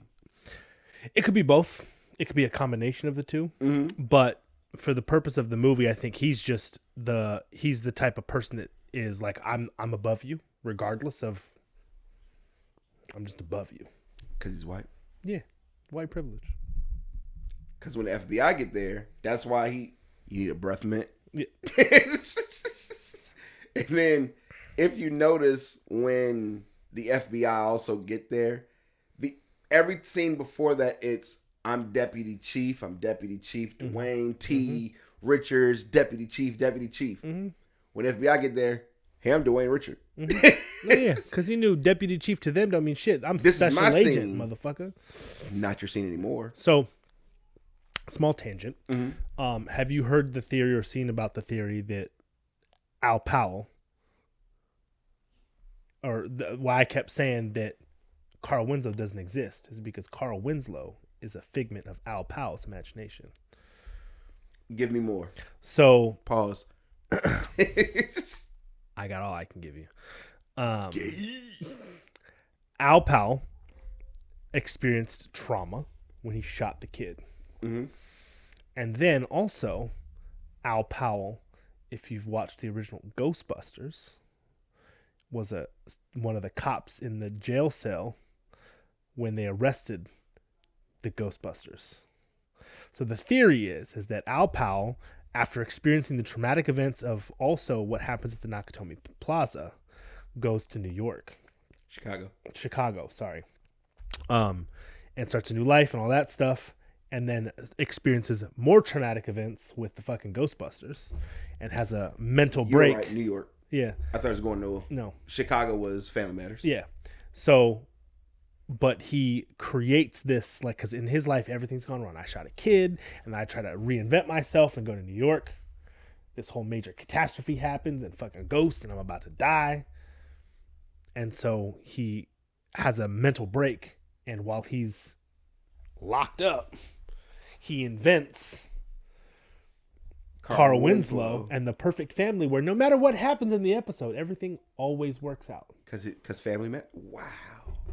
So there's a lot of details that I'm missing, but there was a couple of like videos and stuff that I saw that like that's the overall theory is that Carl Winslow is a figment of Al Powell's imagination. So that's funny. I didn't go that deep into it, but I was just thinking, what if the kid that got killed was Urkel? Yeah, so that was another part of another theory too. Was like that's why he's always haunting him and like fucking up all his shit. And I wasn't even reading. I was just watching the movie, and I was like, I killed a kid. I fucked up. I killed a kid. I was like, what if the kid he killed was really Urkel? Yeah.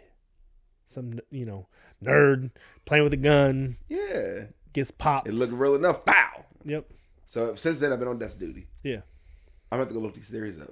Yeah. There's a few out there that kind of play around that. Now, the Ghostbusters one is a little bit weird because I think Ghostbusters came out before this movie. But, Guaranteed.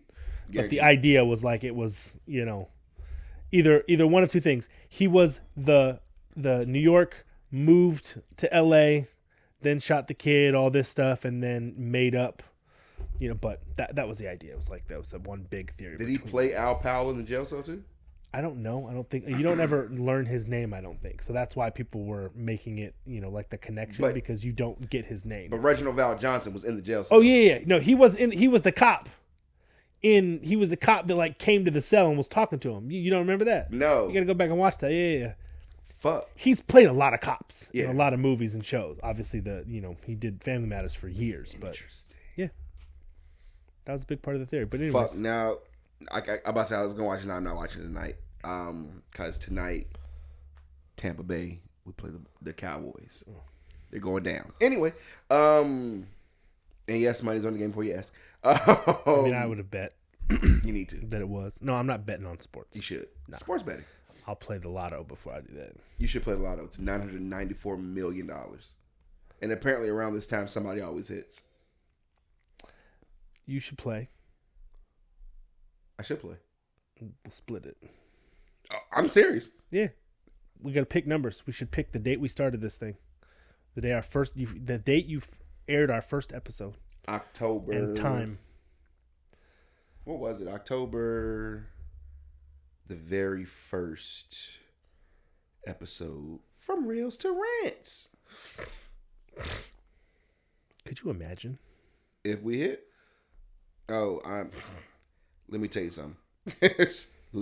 October 17th. October 17th. So 10, 17, 24 would be the first three numbers. Okay. And then it could be, I don't know, the time that we aired it or the duration of the episode. So it'd be like 10, 17, 24, and then 1x however many seconds. I don't know. It was 1 hour. Our first episode was 1 hour and 24 minutes. And how many seconds? I don't know how many seconds. I just pulled the podcast up. Anyway, so we should do that shit though. Yeah. But we're back in the building. I thought this part was hella funny, but again, it's telling about the time. So Hans is at the desk, writing. Yep. Holly walks in. Excuse me. I have a request. What idiot put you in charge? Nigga, you did when you killed my boss. Facts. Hans ain't look up at her. Nope. He heard a woman's voice and he was like, Dismiss. It's a woman. Yeah. Bitch, I don't hear a vacuum or dishes being scrubbed. Get your ass out of here. Facts. He instantly went from suave, to debonair, misogynistic European guy in charge to misogynistic. It's like, I don't rob banks to hear women chatter. Bitch, what do you want? So did he say that? No, he didn't. Okay. I was like, bars, first of all, but that should have been gangsters, bitch. So during this time, Hollis telling him like, hey, there's a pregnant woman out there. He's like, fuck. Like, no, she's not due for a couple months. However, that rock ain't doing shit for her back. Can we go put her in the office? No, but in the spirit of negotiation, how about we bring the couch to you? Fair. Cool, I'll take it. So, Hans wasn't 100% dick. No. Again, smart guy. Got all the shit planned out. And two, Kate and but see, that's another thing that can make someone even more menacing is you don't have to be 100% ruthless. Like you can be genuinely like a good guy, a good person, but like don't get it twisted. Yeah. I'm not your friend. I'll still kill you. I'll kneecap you first. Like you could have aimed for the show. Duh. That's gonna come up in a different podcast. Almost said a line, but that'll come up later. And in case you like a mess, you might want to start taking us in groups to the bathroom. You're right. Cool, I can do that. So while all this is happening with Holly, she keeps eyeing the picture. I bet you giving shit away. Yeah. Stop. Just look straight. You need anything else? She's like, no, thank you. And leaves. He was about to flip the thing over until he got distracted. Was he? Yeah. He looked back and saw the picture he saw frame. The pictures of the kids. No, he saw that, but he saw one that was down. And there's a part, I swear, it looked like he went to go like this, and then something else happened. I don't remember if somebody else was talking or the radio kicked off. The radio kicked off because they was about to breach the building. Right. And so then he gets distracted. But he would have, like, if that distraction didn't come, he would have flipped the thing over. Interesting. Yeah. So this is also a part where that's another play that they do in this movie that's very well is they build the suspense very well. Because like she's looking around and then you're like, oh shit, he's gonna find the pictures. Oh shit, dude, and then he almost does, and then something happens. Yeah, so then you're like, whew. I can breathe now. Yeah, not for long. So hey, we're gonna breach the building. Like we're sending niggas in the front, niggas around the back. We're getting in this building. Al's like, you don't want to do that. Yeah, he's like, there's people in there. You stupid. We don't even know if there's people in there. Right. Nigga, we do know. No, the only thing you know is that some nigga up top is telling you there's people in here. Right. There could be nobody in this building, right. Which doesn't make any fucking sense. But part that pissed me off about Dwayne T. Richards. Instead of saying, begin your assault, begin your view, find your angles. Right. This motherfucker said, begin your reconnoiter. Reconnoiter. Yeah. Reconnoiter. That's an actual term. Google that shit. Yeah. You could have just said reconnaissance. That's all it is. What is it, like the verb, or reconnoiter is like the reconnoiter, reconnaissance? Who the fuck in the 80s is saying reconnoiter? Apparently the guy who did it, and everybody who understood what the fuck he meant. I was like, fuck, man. Like, I love words. Yeah. There's very few times in life where I have to be like, wait, what the fuck does that mean? This was one of those moments. Yeah, unless it's of a different language. We're talking about English. Yeah. What the fuck is reconnoiter? Pause, Google. I mean, I had to Google it too, but I'm saying, like... I was upset. I wasn't upset. It was just a term that I didn't know, but I assumed that it was a term that was used more at that time. Yeah. But the fact that they used it, it was English, and everybody understood what the fuck it was. I was just like, oh, it's just the entire team. Yeah. Which, you would assume that was SWAT. Yeah. None of them niggas had SWAT anywhere on them. And it makes me wonder, like now, again, a lot of things have changed. Was SWAT a thing back then? Fuck yeah. But could you have SWAT on in movies? Ah, that's a fair point. I don't know, but... Because, like, technically something happened where it's either you can have FBI or you can't... It's either you can have FBI or you can only say Federal Bureau of Investigations. Right. It's one of the two. You can't do both. Yeah, like... Yeah. Well, it's just like every military uniform in movies is one thing's wrong. Yeah. Yeah. It drives Kira nuts. Why? Because... I mean, I get why, but you're impersonating an officer, or you're impersonating military personnel. You can't do that. Are they really impersonating though? Yeah, or are they acting? It doesn't matter. They're wearing the thing, but they're acting. I get it. It's one of those. I say unwritten rule, but it's like one of the things. It's always been that way. Damn, I never knew that either. Yeah. So. Because she'll get matched like, oh, that's this position, but they're saying they're a major, but this is a pin for whatever, or they got this wrong. Like every single time she calls them out, or that hair's out of regs, or whatever the fuck, or they're not supposed to wear. He said he's a sergeant. He ain't got his bars. Yeah, something. There's always something that she'll call out. But so the team runs up. They try to pick an electronic lock. And it's also one of my favorite lines. 'Twas the night before Christmas. Yeah. That say your line. 'Twas the night before Christmas, and all through the house, not a creature was stirring. Not even the four assholes coming through the rear in 2x2 cover formation as he's chewing gum, talking like a white dude. Fucking hated that shit, yo. So 2x2 cover formation. They try to pick the electronic lock. Han's people start at the front. They start shooting. Yep. Just wound them. Oh, before that. When they start shooting, he's like, what are they doing? They're going crazy. They're just shooting all over the place. They can't see us. No, nigga, they're shooting at the lights. Mm-hmm. Wow. They're shooting the lights out. The look of disappointment that happened, Al was like, nigga looked pissed. Yeah. I just said this. But again, the second time, I'm black on the scene. I'm telling you what's going on. Right. And you ain't listening. Yeah. I don't think it's because of your position. It's because you're racist. Like I said, it's probably both. Probably. But he also seems like the guy that no matter what color you are, he's going to exert his dominance over you because he thinks he's the shit. I don't think so, because what led to that interaction was the SWAT team member saying, or the SWAT captain saying like, hey, this is, remember he was saying to Asylum. Yeah. He was like, this is what it is. And he was like, when Deputy Chief went to say something, he was like, no, they're going in. Yeah. And well, again, it could also be one of the things where he thinks, okay. Because even SWAT's under the chief. I know that, but they're more badass than he is. Yeah. He's a bitch. Yeah. He thinks that he's better than Powell. He thinks he's more of a man than Powell. Well, again, regardless of skin color, I think it's literally that he just thinks he's better. And maybe part of him thinking he's better is because he's white and he thinks white people are better, racist. But it could just simply be that Germans did think they were a superior race. Mm-hmm. Hans Gruber's German. God, could you imagine if Al was really John McClane?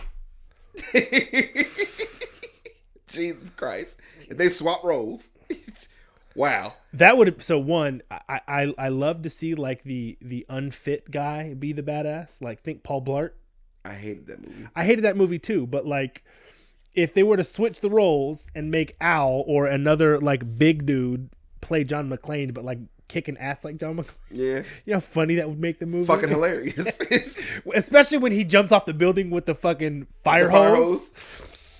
Okay. Dunk. We're not there yet. But why is it that when every time there's a fucking fire hose on a building that motherfuckers think they can use that as a rope to jump off? Like, is that going to hold you? It's not going to hold you at all.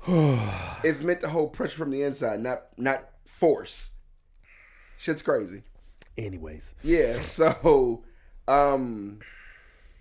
shoot the lights out. SWAT is still at the door. They try to torch the door, blowtorch cut the door, or I forgot what kind of cut they call it, but try to cut it. Yep. Didn't work. Needs to get shot out. Shoulder shot out. Done. They're down. They send the Bobcat in. Bobcat comes down the street, hurling down. Oh, they got the truck going. Cool. Don't let them get the truck up there. They're sitting ducks. Open up shop. 2 rockets. Pow. Yeah. The niggas in that bitch are dead. Yeah. As fuck. Cook. If they're not dead, they're dying.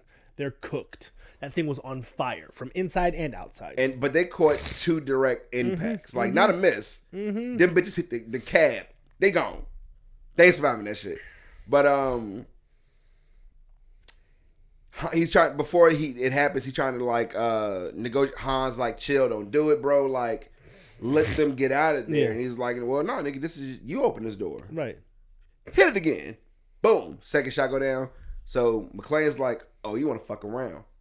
Again, the part that didn't make you have a brick of C4. You have det cord, bunch of blasting pins. You stuff that C4 full of blasting pins. Laptop on it. Computer screen. No. That's an old tube TV screen. I thought it was a computer screen. It is, but they're like powered by tubes. Yeah, tubes of pressurized gas. Wrap it, drop it out the elevator shaft. I think the tube TVs, those tubes were like the bulbs, you know? Yeah. But you dropped down an elevator shaft. From the 30th floor. The size of that explosion, that building should have leaned and fell, or it should have dropped a level. Something should have happened. I'm not talking about glass and smoke. But, now again, I'm not a fucking... Demolitionist? Me neither. Or... I put that in there. Seismologist. But, you know, how they build buildings in California because of the earthquakes. Yeah. So it's probably able to take some wiggle. It should take some wiggle. But that was a brick of C4. Again, I'm not a demolitionist. But a single brick of C4 should have taken a level out. Yeah, it probably should have. And it didn't. But again... all them glass, though. So there was a place for it to escape without it. You know what I mean? I don't know. The backdraft of the fire came up 33 floors. Yeah, it's big. Big. Pause. It's big.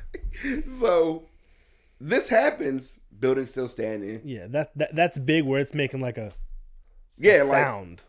So 2 parts happen. The news catches winds of Han's names. So you know how much of a menace you have to be for a activist, revolutionist, radicalized movement to be like, that nigga's not with us no more. Yeah. We kicked him out. Yeah.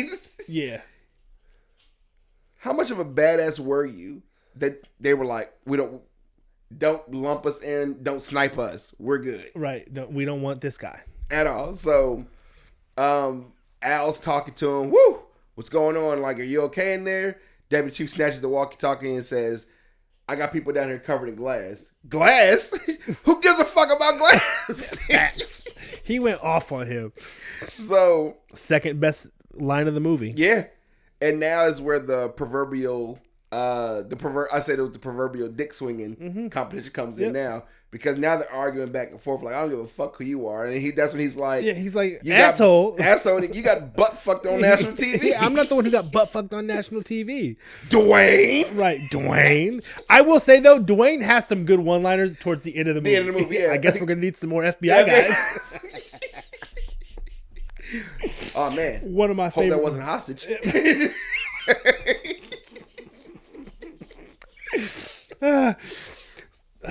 still hate him, but he had some great comebacks in the end. So we recut the back inside the building. Alice is getting powdered up for his powder. Nigga is in orbit off that moon dust. Yep. Nigga said I negotiate $1 million deals for breakfast. I can handle some Euro trash. Spreckensy talk. Almost famous last words. Almost famous last words. So he goes in there. Hans, Booby, I'm your white knight. So I can give him to you. And that's where I said White Knight is a great name for cocaine. Mm-hmm. So I'm going to start calling it that. So scene cuts back upstairs. He starts coughing and spitting on the CB radio, and Al's like, hey, what's going on? I just tried to muscle down a 1,000-year-old Twinkie. What's in this thing?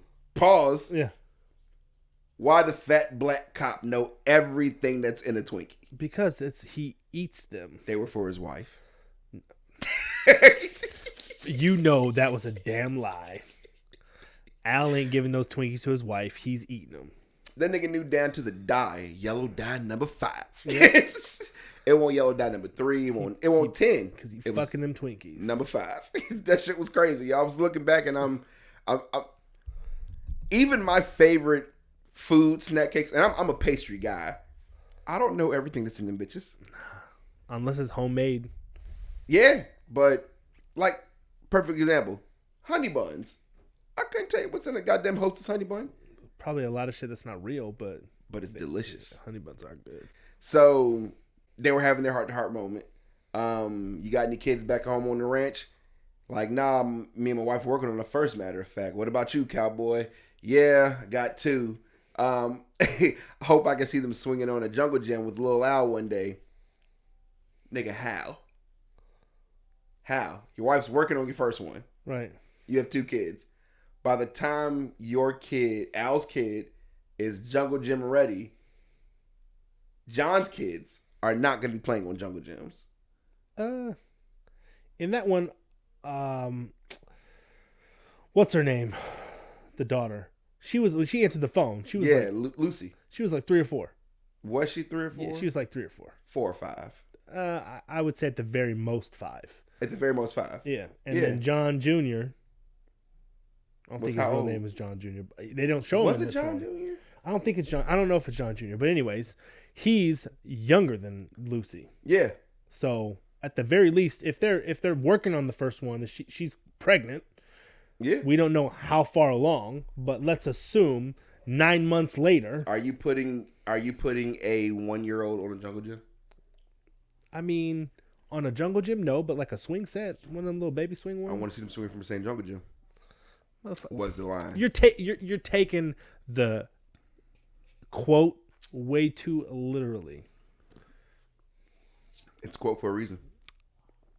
Okay. Anyway, so Ellis is now in the office, apparently spilling all the deep dark secrets. Dome popped, and we get the I know who you are, cowboy. Yeah. Officer John McClane of the NYPD. Mr. Officer. Mr. Officer. Mr. Officer is crazy. Yeah, it is crazy. Nobody's called me Mr. McClane since whatever school or church, whatever it was. So, I got somebody in here that you came to the party with. Mm-hmm. And then, hey, John Boy. I fucking hate Alice Show. So... He looked like every white dude with the beard, yacht, rock, motherfucker. Yeah. He hits him with the hey John boy. I said, how did this nigga even remember Ellis's name? Facts. I thought Ellis's name was Harry until he kept saying Ellis. Like, we're talking about, this is now like an hour and 10 minutes of the movie. This scene. I was like, that motherfucking name was Ellis. Yeah. How did John remember this nigga name was Ellis? So... Probably because he wanted to smack that motherfucker around, so he burned that name into his memory. Or because he wanted to bang his wife. I mean, either way, that's why he remembered. Because he's like, I'm going to fuck you up later. Yeah. So, Ellis, you don't know what kind of people they are. Right. Hey, Hans, I know who you are. He doesn't. I don't know him. Get out of the office, Ellis. They're going to kill you. Right. They want the detonators or they're going to kill me. Hans, what am I, a method actor, babe? Put the gun down. This is radio, not television. Now that's a famous last word. Yeah, famous last words. So, Ellis gets his entire sinus cavities evacuated with extreme prejudice. The continuity portion, what I thought was extremely funny in this part of the movie. So, Ellis was doing white girl the whole night. Oh, yeah. You know what his last drink was before he got killed? It's a Coke. Yeah. Yeah.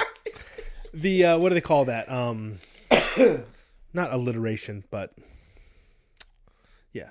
Whatever that is what it was irony. Fucking but yeah, like it was, for me, that was, it's not going to do thumbs up again. Oh. It didn't do it last week either, which I thought it was something I did the hearts. Oh, for real? Gay. So yeah. That just made me think of Dragon Ball Super with love. Don't do it again. It's gonna do it again. So, Coke on Coke. Mm-hmm. I thought was hilarious. Yeah, it's hilarious. So we're back on the floor with Deputy Chief Dwayne. He says the gayest shit. I said, "You get your partner to stand there, or I'm gonna nail him." Ooh, I'm gonna really nail his ass. Pause. I mean, again, it was the 80s. They gave no fucks. None, but that shit was hilarious. Funny. Hans now gives some fake ass demands. We all know it's fake. And that was a topic that I'm like, okay, if you're going up and you're taking hostages, mm-hmm. you have to know either one of two people. You're dumb enough to think you're actually going to get what they're giving you, right, and that it's not a trap, or that you're making these demands knowing full well that it's a distraction. But I think when we get there, I think that's why the FBI did what they did. Because remember, he asked for the helicopters to go get them off the roof. Right. But they said they're not supposed to know that these are attack choppers or assault choppers. So, also, continuity. FBI agent Johnson, Special Agent Johnson, the white one, when he was shooting. Why did he get to be Special Agent Johnson? And the other one was just Agent Johnson? Yeah. Right. Racism. Mm-hmm. When he was shooting at John on the roof, when you first saw him up, he had like a 8-20 magnification. He had a rifle. Yeah.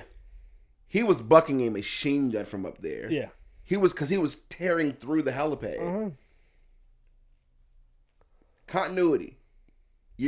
Bolt action gun, you're not shooting like that. No. Assault rifle will, but when they showed it, it's definitely a bolt action gun. Yeah. And any idiot that puts a 8-20 magnifier on a assault rifle, you're fucking retarded. Yeah. But I know what you're gonna say. We're moving on. Yep. So he gives the fake demands. You get the camera pan. And you get to see Ellis Muffin Cat push all the way back in the chair, still slumped over. Mm-hmm. Hey, we're getting close to the end. Whatever you need to do, you're going to do this shit soon. Now. He's like, it's Christmas, Theo. It's time for miracles. You ask for a miracle, I give you the FBI.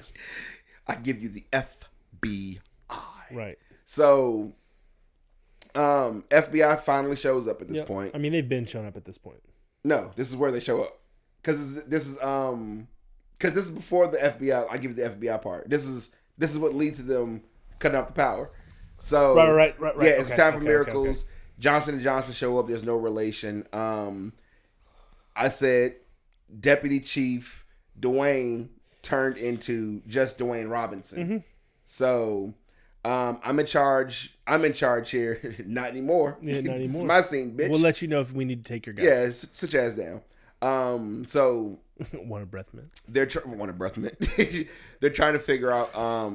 Now, he doesn't have the detonators yet. Nope. He knows that McClane has the detonators. Bitch, I need my shit back.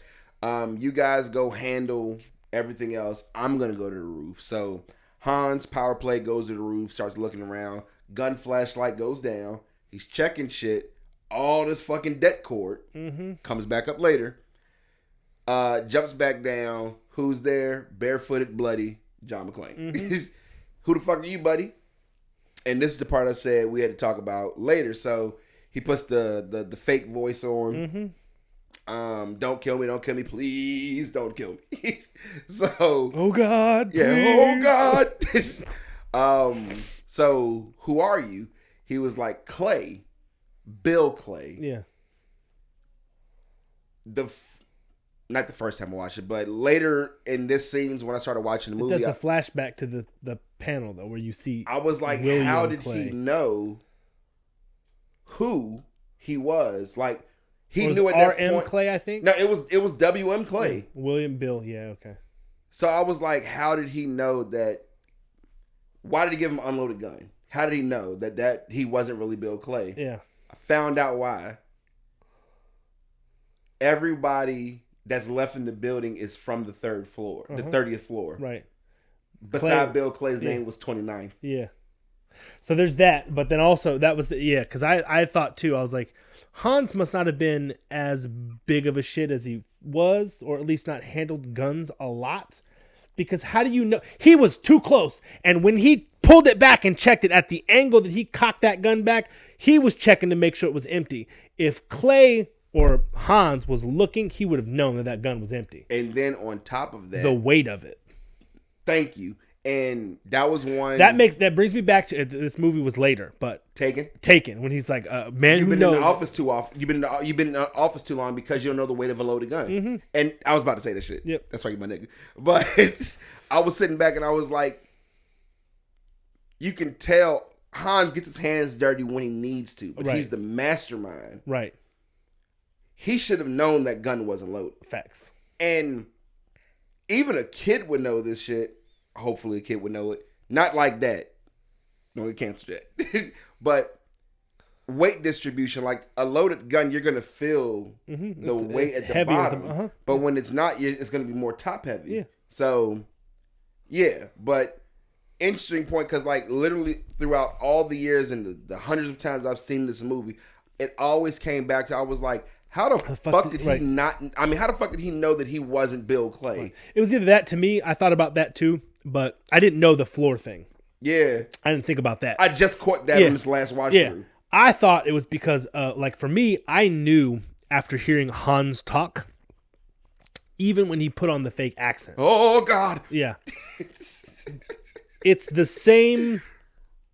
He didn't change octaves at all. It was the same. So, yeah. But that's what I was assuming. He's a really good detective. Oh yeah.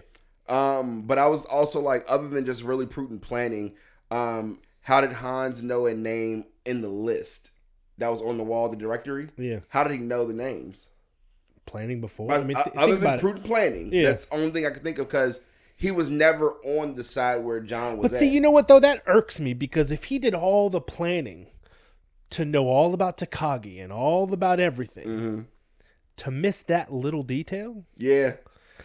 Well, and I guess the other thing too is he may have seen the registry or known like something like that to give a name, but yeah, that's gonna irk me now, because now like it's a new piece, but like now that I think about it, I'm like, well, if he was such a hardcore planner, how do you make that? Yeah. Now, it could lead to the fact that he had planned it so perfectly that he didn't anticipate someone like John McClane coming and fucking things up. That's true. So he's off his game a little bit, because, like, you have an A-type personality like Hans. Yeah. He's definitely an A-type personality. How much of a pain in the fucking ass John McClane is. Yeah. That motherfucker. What did he say? He was he's a monkey in the wrench. He's a fly in the ointment. Yeah.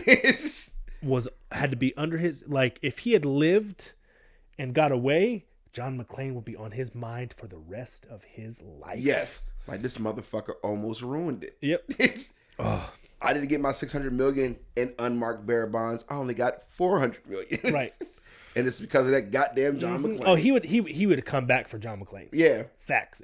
If Hans had lived, that would have been the sequel. No, if Hans would have lived, it would not have been Simon in 3. Yeah, it would have been Hans. It would have been Hans all over again. So he says whatever he says in German, which I'm pretty sure was alerting the people, his boys, like, we're on the roof, get your asses up here. Yep. So hey, now I know it's you, Hans. Like, I walk up to you. Now, John has the fully loaded MP5. Yep. Click, click, click, click, click, click, click, all up in his face. Bitch, it's empty gun. Yeah. Talking shit. I would have unloaded that MP5 into Hans' chest. Facts. In real life, he'd have been dead. There'd be no... Even the moment where you heard the elevator go off, you were saying, crack! That's what I'm saying. Yeah. I would have dumped something in his chest. Hans would have been dead as fuck. I said in his chest, not on his chest. I mean, if I'd have said how deep you go, if I would have said in his stomach, in his chest, not on his chest or in his stomach. Pause, bro. Pause. Red bar. Pause. So, giving Hans a pearl necklace. So, when the elevator comes up, and John turns around, you know the first person who gets mopped up? Who? Fucking Fabio. Yeah, Fabio gets mopped up. The first one. So, everybody else dodges the bullets. John Hall's ass gets out of Dodge, but they're in that place where John can get to. He's getting back to a lower floor. I just got to get away from you motherfuckers. So at this juncture, he still has the detonators, the blasting caps, the det cord. He has all the shit. So when they get to that next floor, Hans is now shooting back. Mm-hmm. He's realizing, I just saw this motherfucker's barefoot. Yep. Shoot the glass. Again, quick planning. Shoot the glass. Nigga, what? Shoot the glass. So Carl starts shooting all the glass. He's helping him to shoot all his glass. At this part, this made my feet hurt. At that part, I would have given up as John McClane. Yeah. Done for. Like, again, I know that you gotta still be the hero. I get it. I'm not running no motherfucking glass. I'd rather run on Legos. Yes, I'm not running on glass. Nah. Like, because you ain't got time to do no foot shuffle. At all. They threw the little flashbang Joan at him, the little flashbang grenade thing or whatever the fuck it was, and next thing you know, John's gone. I'd have taken my pants off. Something to protect my feet. Because in war, like, and that's why in Japan, ninjas, that's why they drop caltrops. Because I can stop you from chasing me if your feet don't work. That glass would have fucked. I'm out the game. Yeah. Take me out, coach. I'm good. I'm done. Al, come in. Come get me. Yeah, Al, bring your big ass in here, bro. Right. Come get me. Carry me out. I'm done. And I stub my fucking toe all the goddamn time. Like, that shit takes me out. It's always my pinky toe. My pinky toes are turfed. They tuck under the other ones because I fuck them up so much. I feel like I don't even have a bone in my pinky toe no more. But I'm talking about my big toe. I fuck my big toes up. I had to get this toe adjuster because at some point I hit my big toe so often my big toe started doing that. Jesus. Getting the hammer toe shit. I was like, not my feet. Like, my feet are ugly. They're not that bad. Bunion corrected. Click, click, click, click, click, click, click, click. Yeah. It's straightened back up. Oh, Jesus. That makes my feet hurt. I was wearing that bitch for like a good 6 months. Jesus. Yeah, like that motherfucker was going this way. I said, nah, bro. So we get back to the part where now Hans, he gets his detonators back. Yeah, he got the detonators back. I'm on the horn with Al, I'm fucked up, bro. Yeah. Like, they got me. Al's like, nah, bro, you got a lot of people rooting down here for you. Like, they love you. Like, no, they don't. Nigga, they don't know me. Like, you don't know me. So, glass y'all thought I was the one up here causing trouble. For the longest, for 2 hours. Fact. So, gets a glass out of his foot. He's running his foot under tap water in L.A.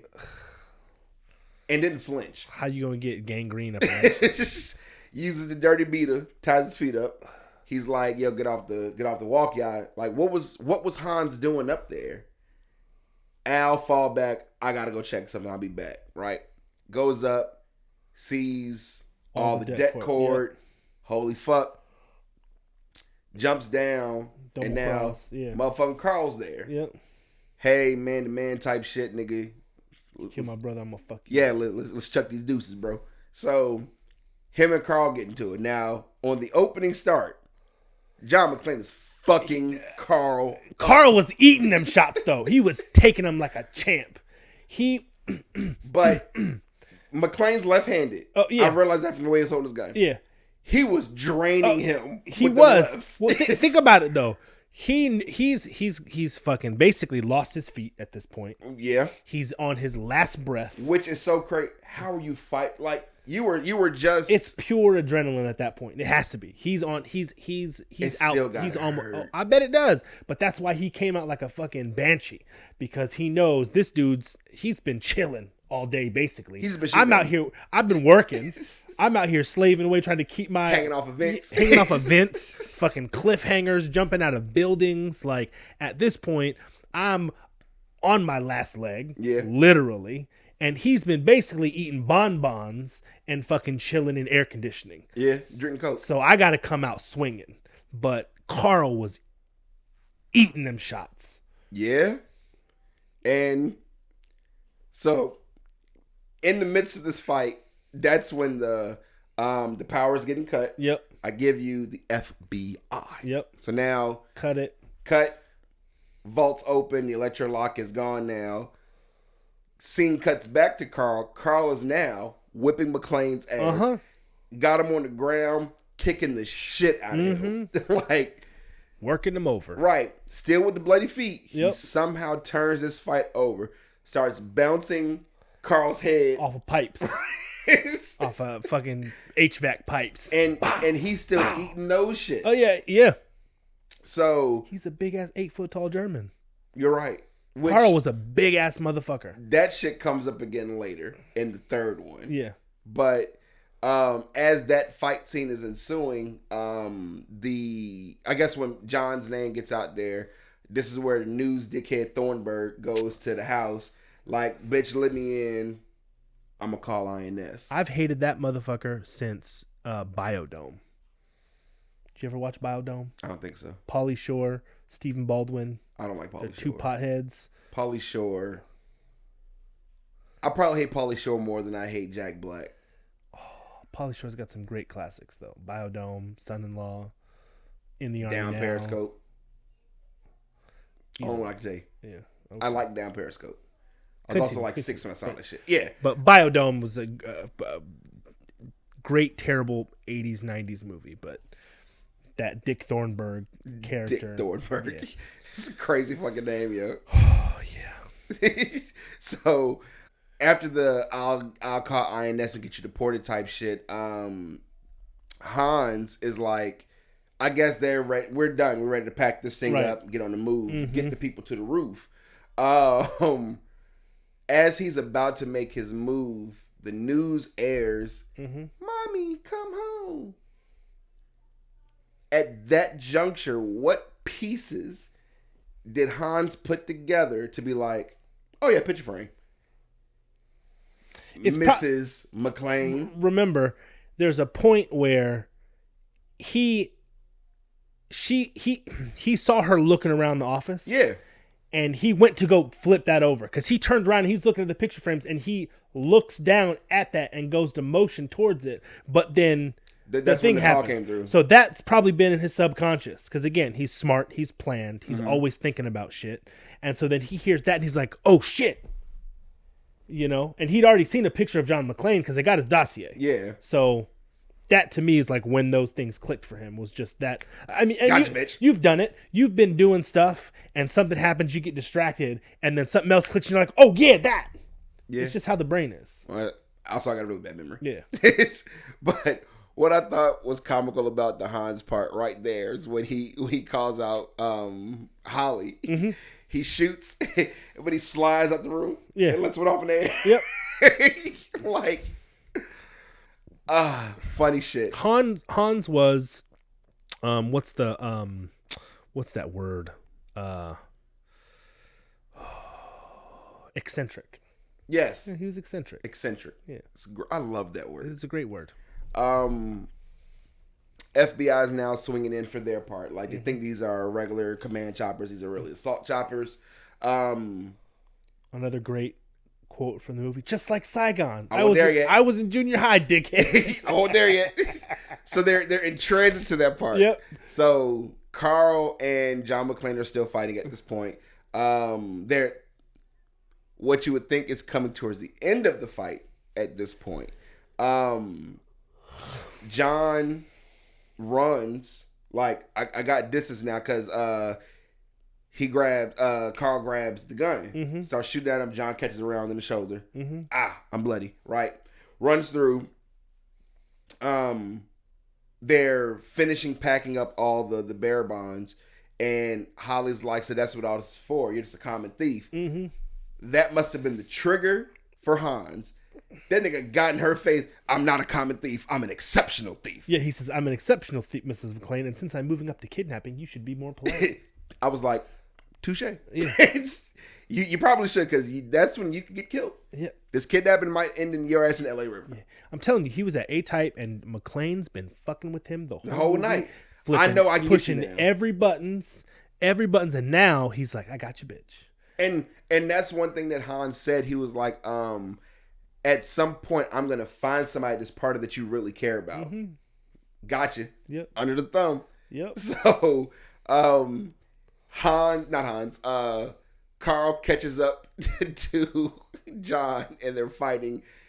Rooftop, I guess the part that leads to the roof. The staircase, yep. The nigga said, I'm gonna fucking kill you, I'm gonna cook you, and then I'm gonna fucking eat you. Yep. As he's wrapping his fucking chain around his neck. Which, he wraps chain around his neck. He pushes him and slides down the other chain. Carl hits a brick wall. Uh-huh. You're choking. Yeah. There's a chain around your neck. Your neck would have snapped. You are hanging, my guy. Uh-huh. And he still comes back at the end. You're hanging for at least, let's say 10 minutes. Movie time, it's like 2 minutes, but it's like 10 minutes. John runs to the roof. Holly Gennaro, where's Holly? They took her. Took her where? Back to 30. Fuck. He's like, get your ass downstairs. Get y'all asses downstairs. They're running downstairs. The receptionist guy that was with Hans comes up. He's like, blow the roof. Blow the roof off that motherfucker. Carl is still hanging. Mm-hmm. He blows the roof. Oh, I skipped the part. When John's on the roof, this is where the helicopters. Just like Saigon, ain't slick? Yeah. Woo! I was in junior high, dickhead. He I need you guys to go downstairs. They're not listening. So McClane starts shooting, makes them run. Yep. But now the FBI starts shooting at him. Mm-hmm. So helicopter is close enough to the roof to where when they let off the explosion, John wraps the fire hose around his waist. As he's jumping, I promise I'll never go to a tall building again. He jumps off, blows the roof. Carl was still hanging. Mm-hmm. If this is the roof, Carl is hanging inside. Mm-hmm. He did. That explosion was huge. Yeah. The explosion, now, in fact, was so huge, it took a helicopter out. Mm-hmm. It crashed the roof down. Mm-hmm. Exposed piping, wire, water's filling up. Maybe that's how he got places. Loose. Fuck no, Gary. So you now have a roof crashing in on you as you were already hanging for like 10 minutes. Oh, he's already dead. Should have been dead, right? So what's happening? They're coming from the roof. Fuck it, Theo. Get the car. Like, I think he said like, get the van. So, Theo gets all the way downstairs into the box truck, opens up the back, ambulance comes out the box truck. This is our escape plan, right? Mm-hmm. So, John, checks MP. MP's empty. Cool. Decocks the 9. It's a Beretta. Everybody had Berettas back then. I got 2 bullets. Sees the tape. Tape's gun to his back. Again, duct tape. Shit's. Well, this is packing tape this time. Oh, was it packing tape? It was clear shit. No, it was Christmas packing tape. Yeah. Because it had the holly leaves on it and shit. Yeah. So. With this sweaty ass bloody back, that shit was not. Ain't sticking. No way. Unless it was duct tape. Yeah, that's the only way it was sticking, but not the clear shit. No. It's not. Scotch ain't working. No. Packing tape not working. That adhesive ain't strong enough. You get any precipitation on that bitch, it's done. So. Only time I gave Argyle props, he sees Theo, but now we got black on black crime. Right. He sees Theo. He's like, oh no, fuck this. Puts the car in high gear. Drives this bitch right into the ambulance. Mm-hmm. Cool. You saw Theo dive to the side, so I guess getting hit, like the limo can't be going that fast and that short of a distance. So let's say he hit the ambulance at about 30 miles an hour. Let's say about 30 miles an hour. You're not going to be that dazed. No. Got up, punches Theo. Especially not cars that were made back then. Right. Knocks Theo out cold. He's feeling good about himself. Yeah, one for the team, baby. We cut back upstairs. And I got to move the mic for this because that shit was so goddamn funny. So, John is walking through the fire, MP5, ready. Hans!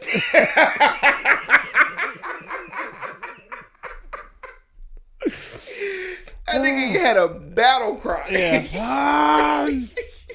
So, put the gun down, McClane. Like, he's like, put the gun down. Forgot. After the Hans was, John, hey, honey. So this is all this was about was the money. You can steal $600 and nobody cares. You can't steal $6 million and not get found. $600 million. $600 million and not get found. So put the gun down. MP5. It's already empty, so it doesn't need it. Drops it or whatever. They have their little discourse where he says, "You're quite the cowboy too, Hans. What did you say to me? Yippee ki yay, motherfucker." They're laughing about it because I was laughing, but they're laughing about it. He pulls out. No, he says Holly, and she he pulls out, hits Hans with one, and then before you can straight blink, headshot, hits dude. Bow, he's gone.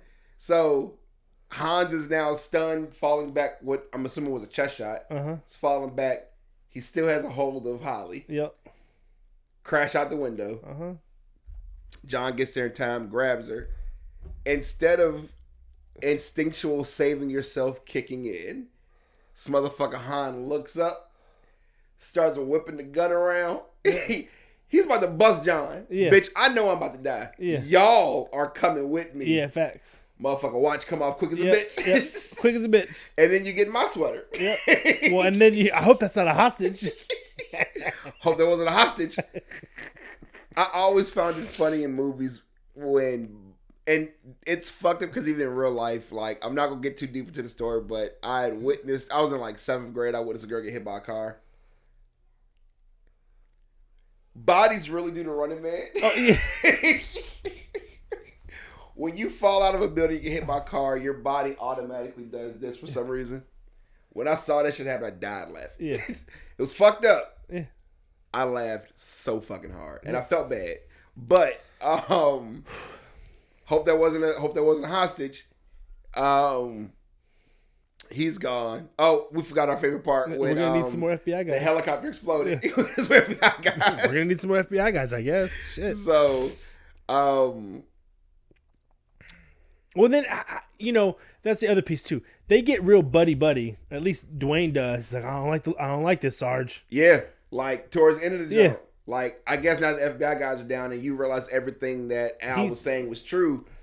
I should have believed your black ass from the beginning. Right. So, the scene cuts to an overhead view of now outside of Nakatomi Plaza. Mm-hmm. If you were anywhere near there, are you grabbing bearer bonds? I don't even know how to use a bearer bond. I don't either. I would assume that they're traceable or something, but remember it was $600 million in non-traceable bearer bonds. I don't even know how to. I should have Googled it. I didn't. Somebody does. I don't even know what bearer bonds. I know they're probably as good as money, but what do you really use bearer bonds for? I don't know, but if I don't know, there's somebody who does know, and I'll ChatGPT. Yo ass. But in '88, I'm just saying, like, I would have grabbed some because they were everywhere. Yeah, or. And it's funny you say this because I thought about this. I was like, damn, those bonds are everywhere. But also, is an office building. It could have just been blank fucking sheets of paper. And why is it? That was another thing. I wrote this down. Every movie where there's an office building or explosion, why is it just random paper everywhere? Because the office building. That's why. But I agree. But as much as everybody runs out of motherfucking paper. When he fell out that window, like, Hans had the bear bonds, so them shits went flying. Okay, fair. But yeah, I agree. There was copy paper everywhere. But yeah, I'm picking up bear bonds, and I'm gonna find out how to use them shit. Tiring. So now, Holly and I call him Hans again. Holly and John are walking outside. They got the firefighter jacket on John because he ain't got no shirt now. Still walking. They're coming outside the building. You would think this is the end of the movie. No. Fucking Carl's back. Carl comes out of nowhere with the gun that was on the roof. He has it somehow. Goes to take aim. And now Al has to jump into action mode. Emptied the revolver. Bow, bow, bow. And very accurate sounding revolver. Put 6 in him. He put 5 in him. Because he almost, when Argyle drove through the barricade, he was, it's me. He's with me. Yeah. Don't shoot this black kid. This one's with me. Yeah. And he bust through the gate. Yeah. Which also is funny, speaking of your theory too, because Argyle, other than the relaxed high top fade, also does resemble Urkel. Yeah. Straight up that side though, when he's open, it was at the end of the movie when he was opening the car for both of them. The side shot of his face, that's when I was like, "That's Eddie from 5 Heartbeats." That's why I said that's Eddie from 5 Heartbeats. So, everybody saved by Carl. The dickhead reporter. Can you tell us how you feel? Holly deuces this nigga on live TV. Did you get that? Yeah. So decked his ass. John looks at Argyle and says, "Merry Christmas." Argyle's like, "If this is how y'all Christmas is, I gotta be around for New Year's." And then the ending song comes on. Oh, when the weather outside is frightful and the fire is so delightful, we ain't got no place to go. Let it snow, let it snow, let it snow. You're probably wondering why I gave you all of that. Why? That means it's a fucking Christmas movie. Yeah. You never play music like that. No. You will not say Merry Christmas to a motherfucker in a movie. Yeah. If it wasn't a Christmas movie. So for all naysayers out there who says Die Hard is not a Christmas movie, you're wrong. That is the physical proof it's a Christmas movie. That's why I kept saying joy, merriment, happiness, joyful. Every time John McClane did something, because it was a Christmas movie. We rest our case. Yep. Bitches. All right, rating. Me first? Plot storyline, 4. 5. 4. It's a 5. It's a 4. Why you give it a 5? I can tell you why I can't give it a 5. It was the perfect blend of suspense, wit, and action. The narrative gripped you. You got a cop trapped in a skyscraper with terrorists. It was just a classic, engaging plot. Agreed. The only reason I said I could not give this a 5 was because Die Hard with a Vengeance was better. And it was a very similar plot, other than Christmas happened in the fucking heat of summer in New York. Die Hard. If we're going off of a rubric, Die Hard with a Vengeance is better than Die Hard. Nah. And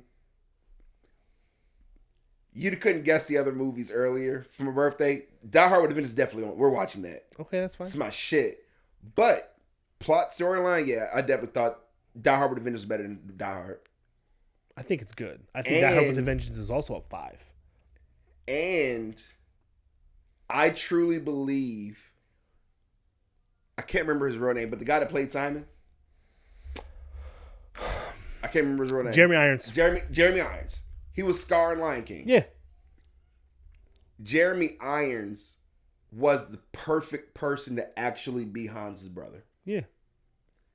That same quiet, menacing... We'll get there in February. Rewatchability. 5. Acting. 5. 4.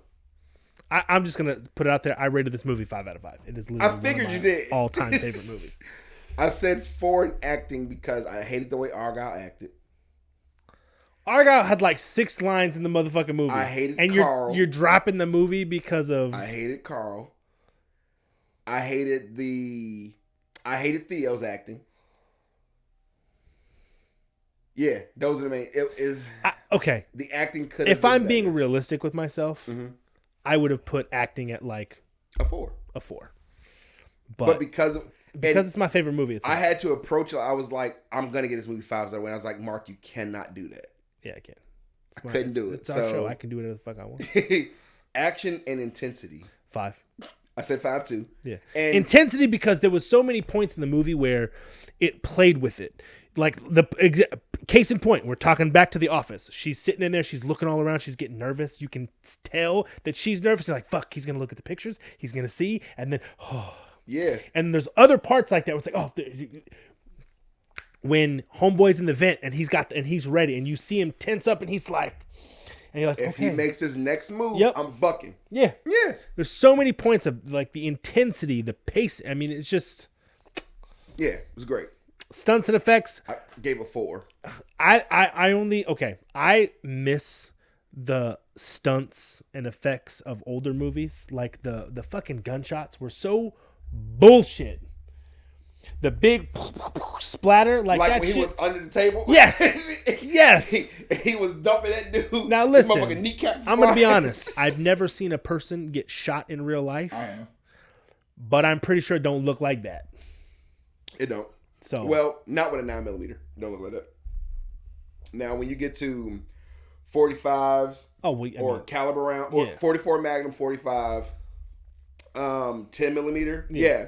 Those shits will blow a chunk out you. Yeah, but like the back part. Yeah, front entrance wound is kind of tiny. Yeah. That back, you're getting blown. Yeah. But I'm saying that when they take it from the front, it's not putting big. They got the entrance wounds looking like exit wounds. Mm-hmm. I missed that about, like, case in point, RoboCop. Yeah, that's one that will be for mine. But the kneecaps going out, like, it's not like that. And it's all those older movies.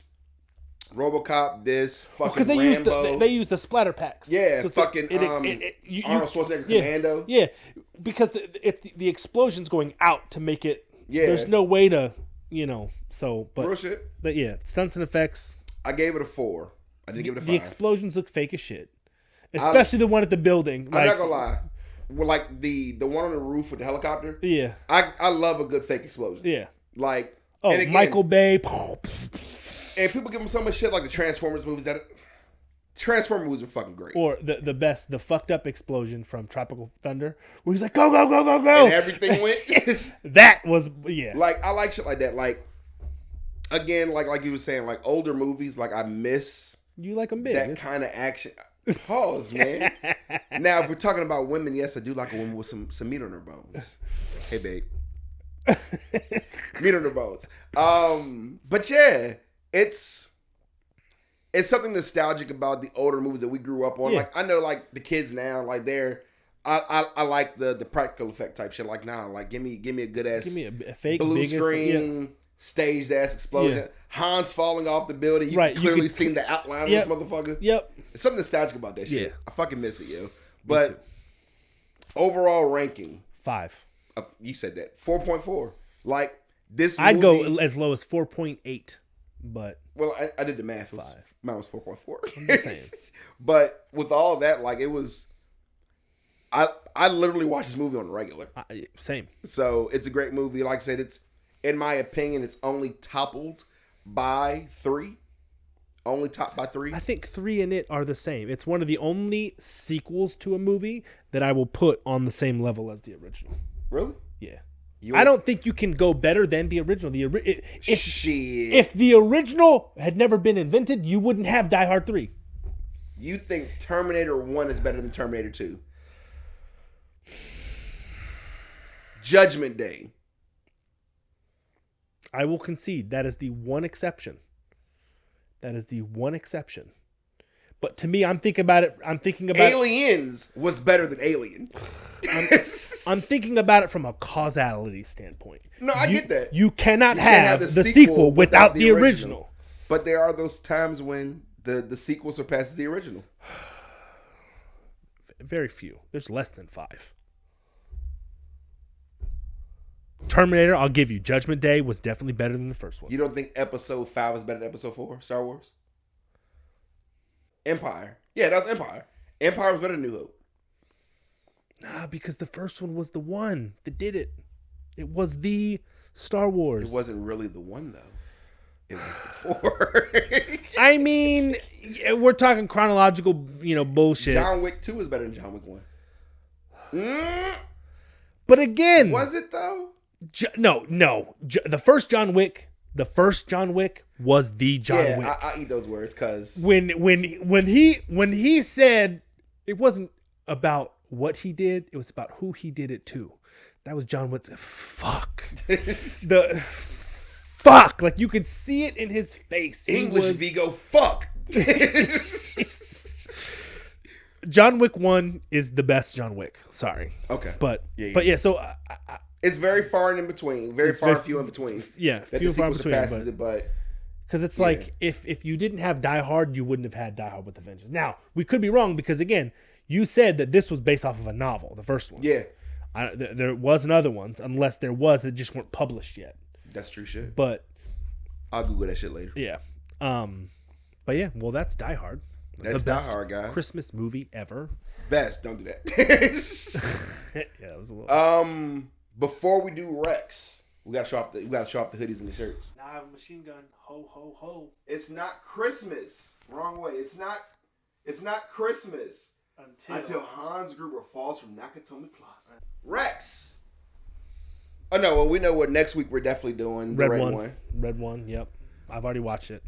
Fucking I gotta rewatch it. I watched most of it, but this week has been fucking hell. Yeah, I've watched it 3 weeks. I've had to close so many days this week. What you normally open? No, I normally mid shift. I'm 10 to 7, but fucking Friday I was 10 to 9. Oh God! There's times where I come home and I have to. Well, I come home like I work from home, but like there's times where I have to like go get the kids and then come back and work some more. But like I can't tell you how many times that I've not had to work past like 4 o'clock. I miss that shit. But yeah, I don't have any current Recs. I'll definitely have Recs after this break. Yes. Yeah.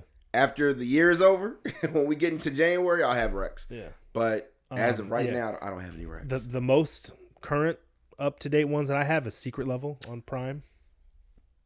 When you put me on that shit last week, because it's the most longest episode was like 20 minutes. Yeah.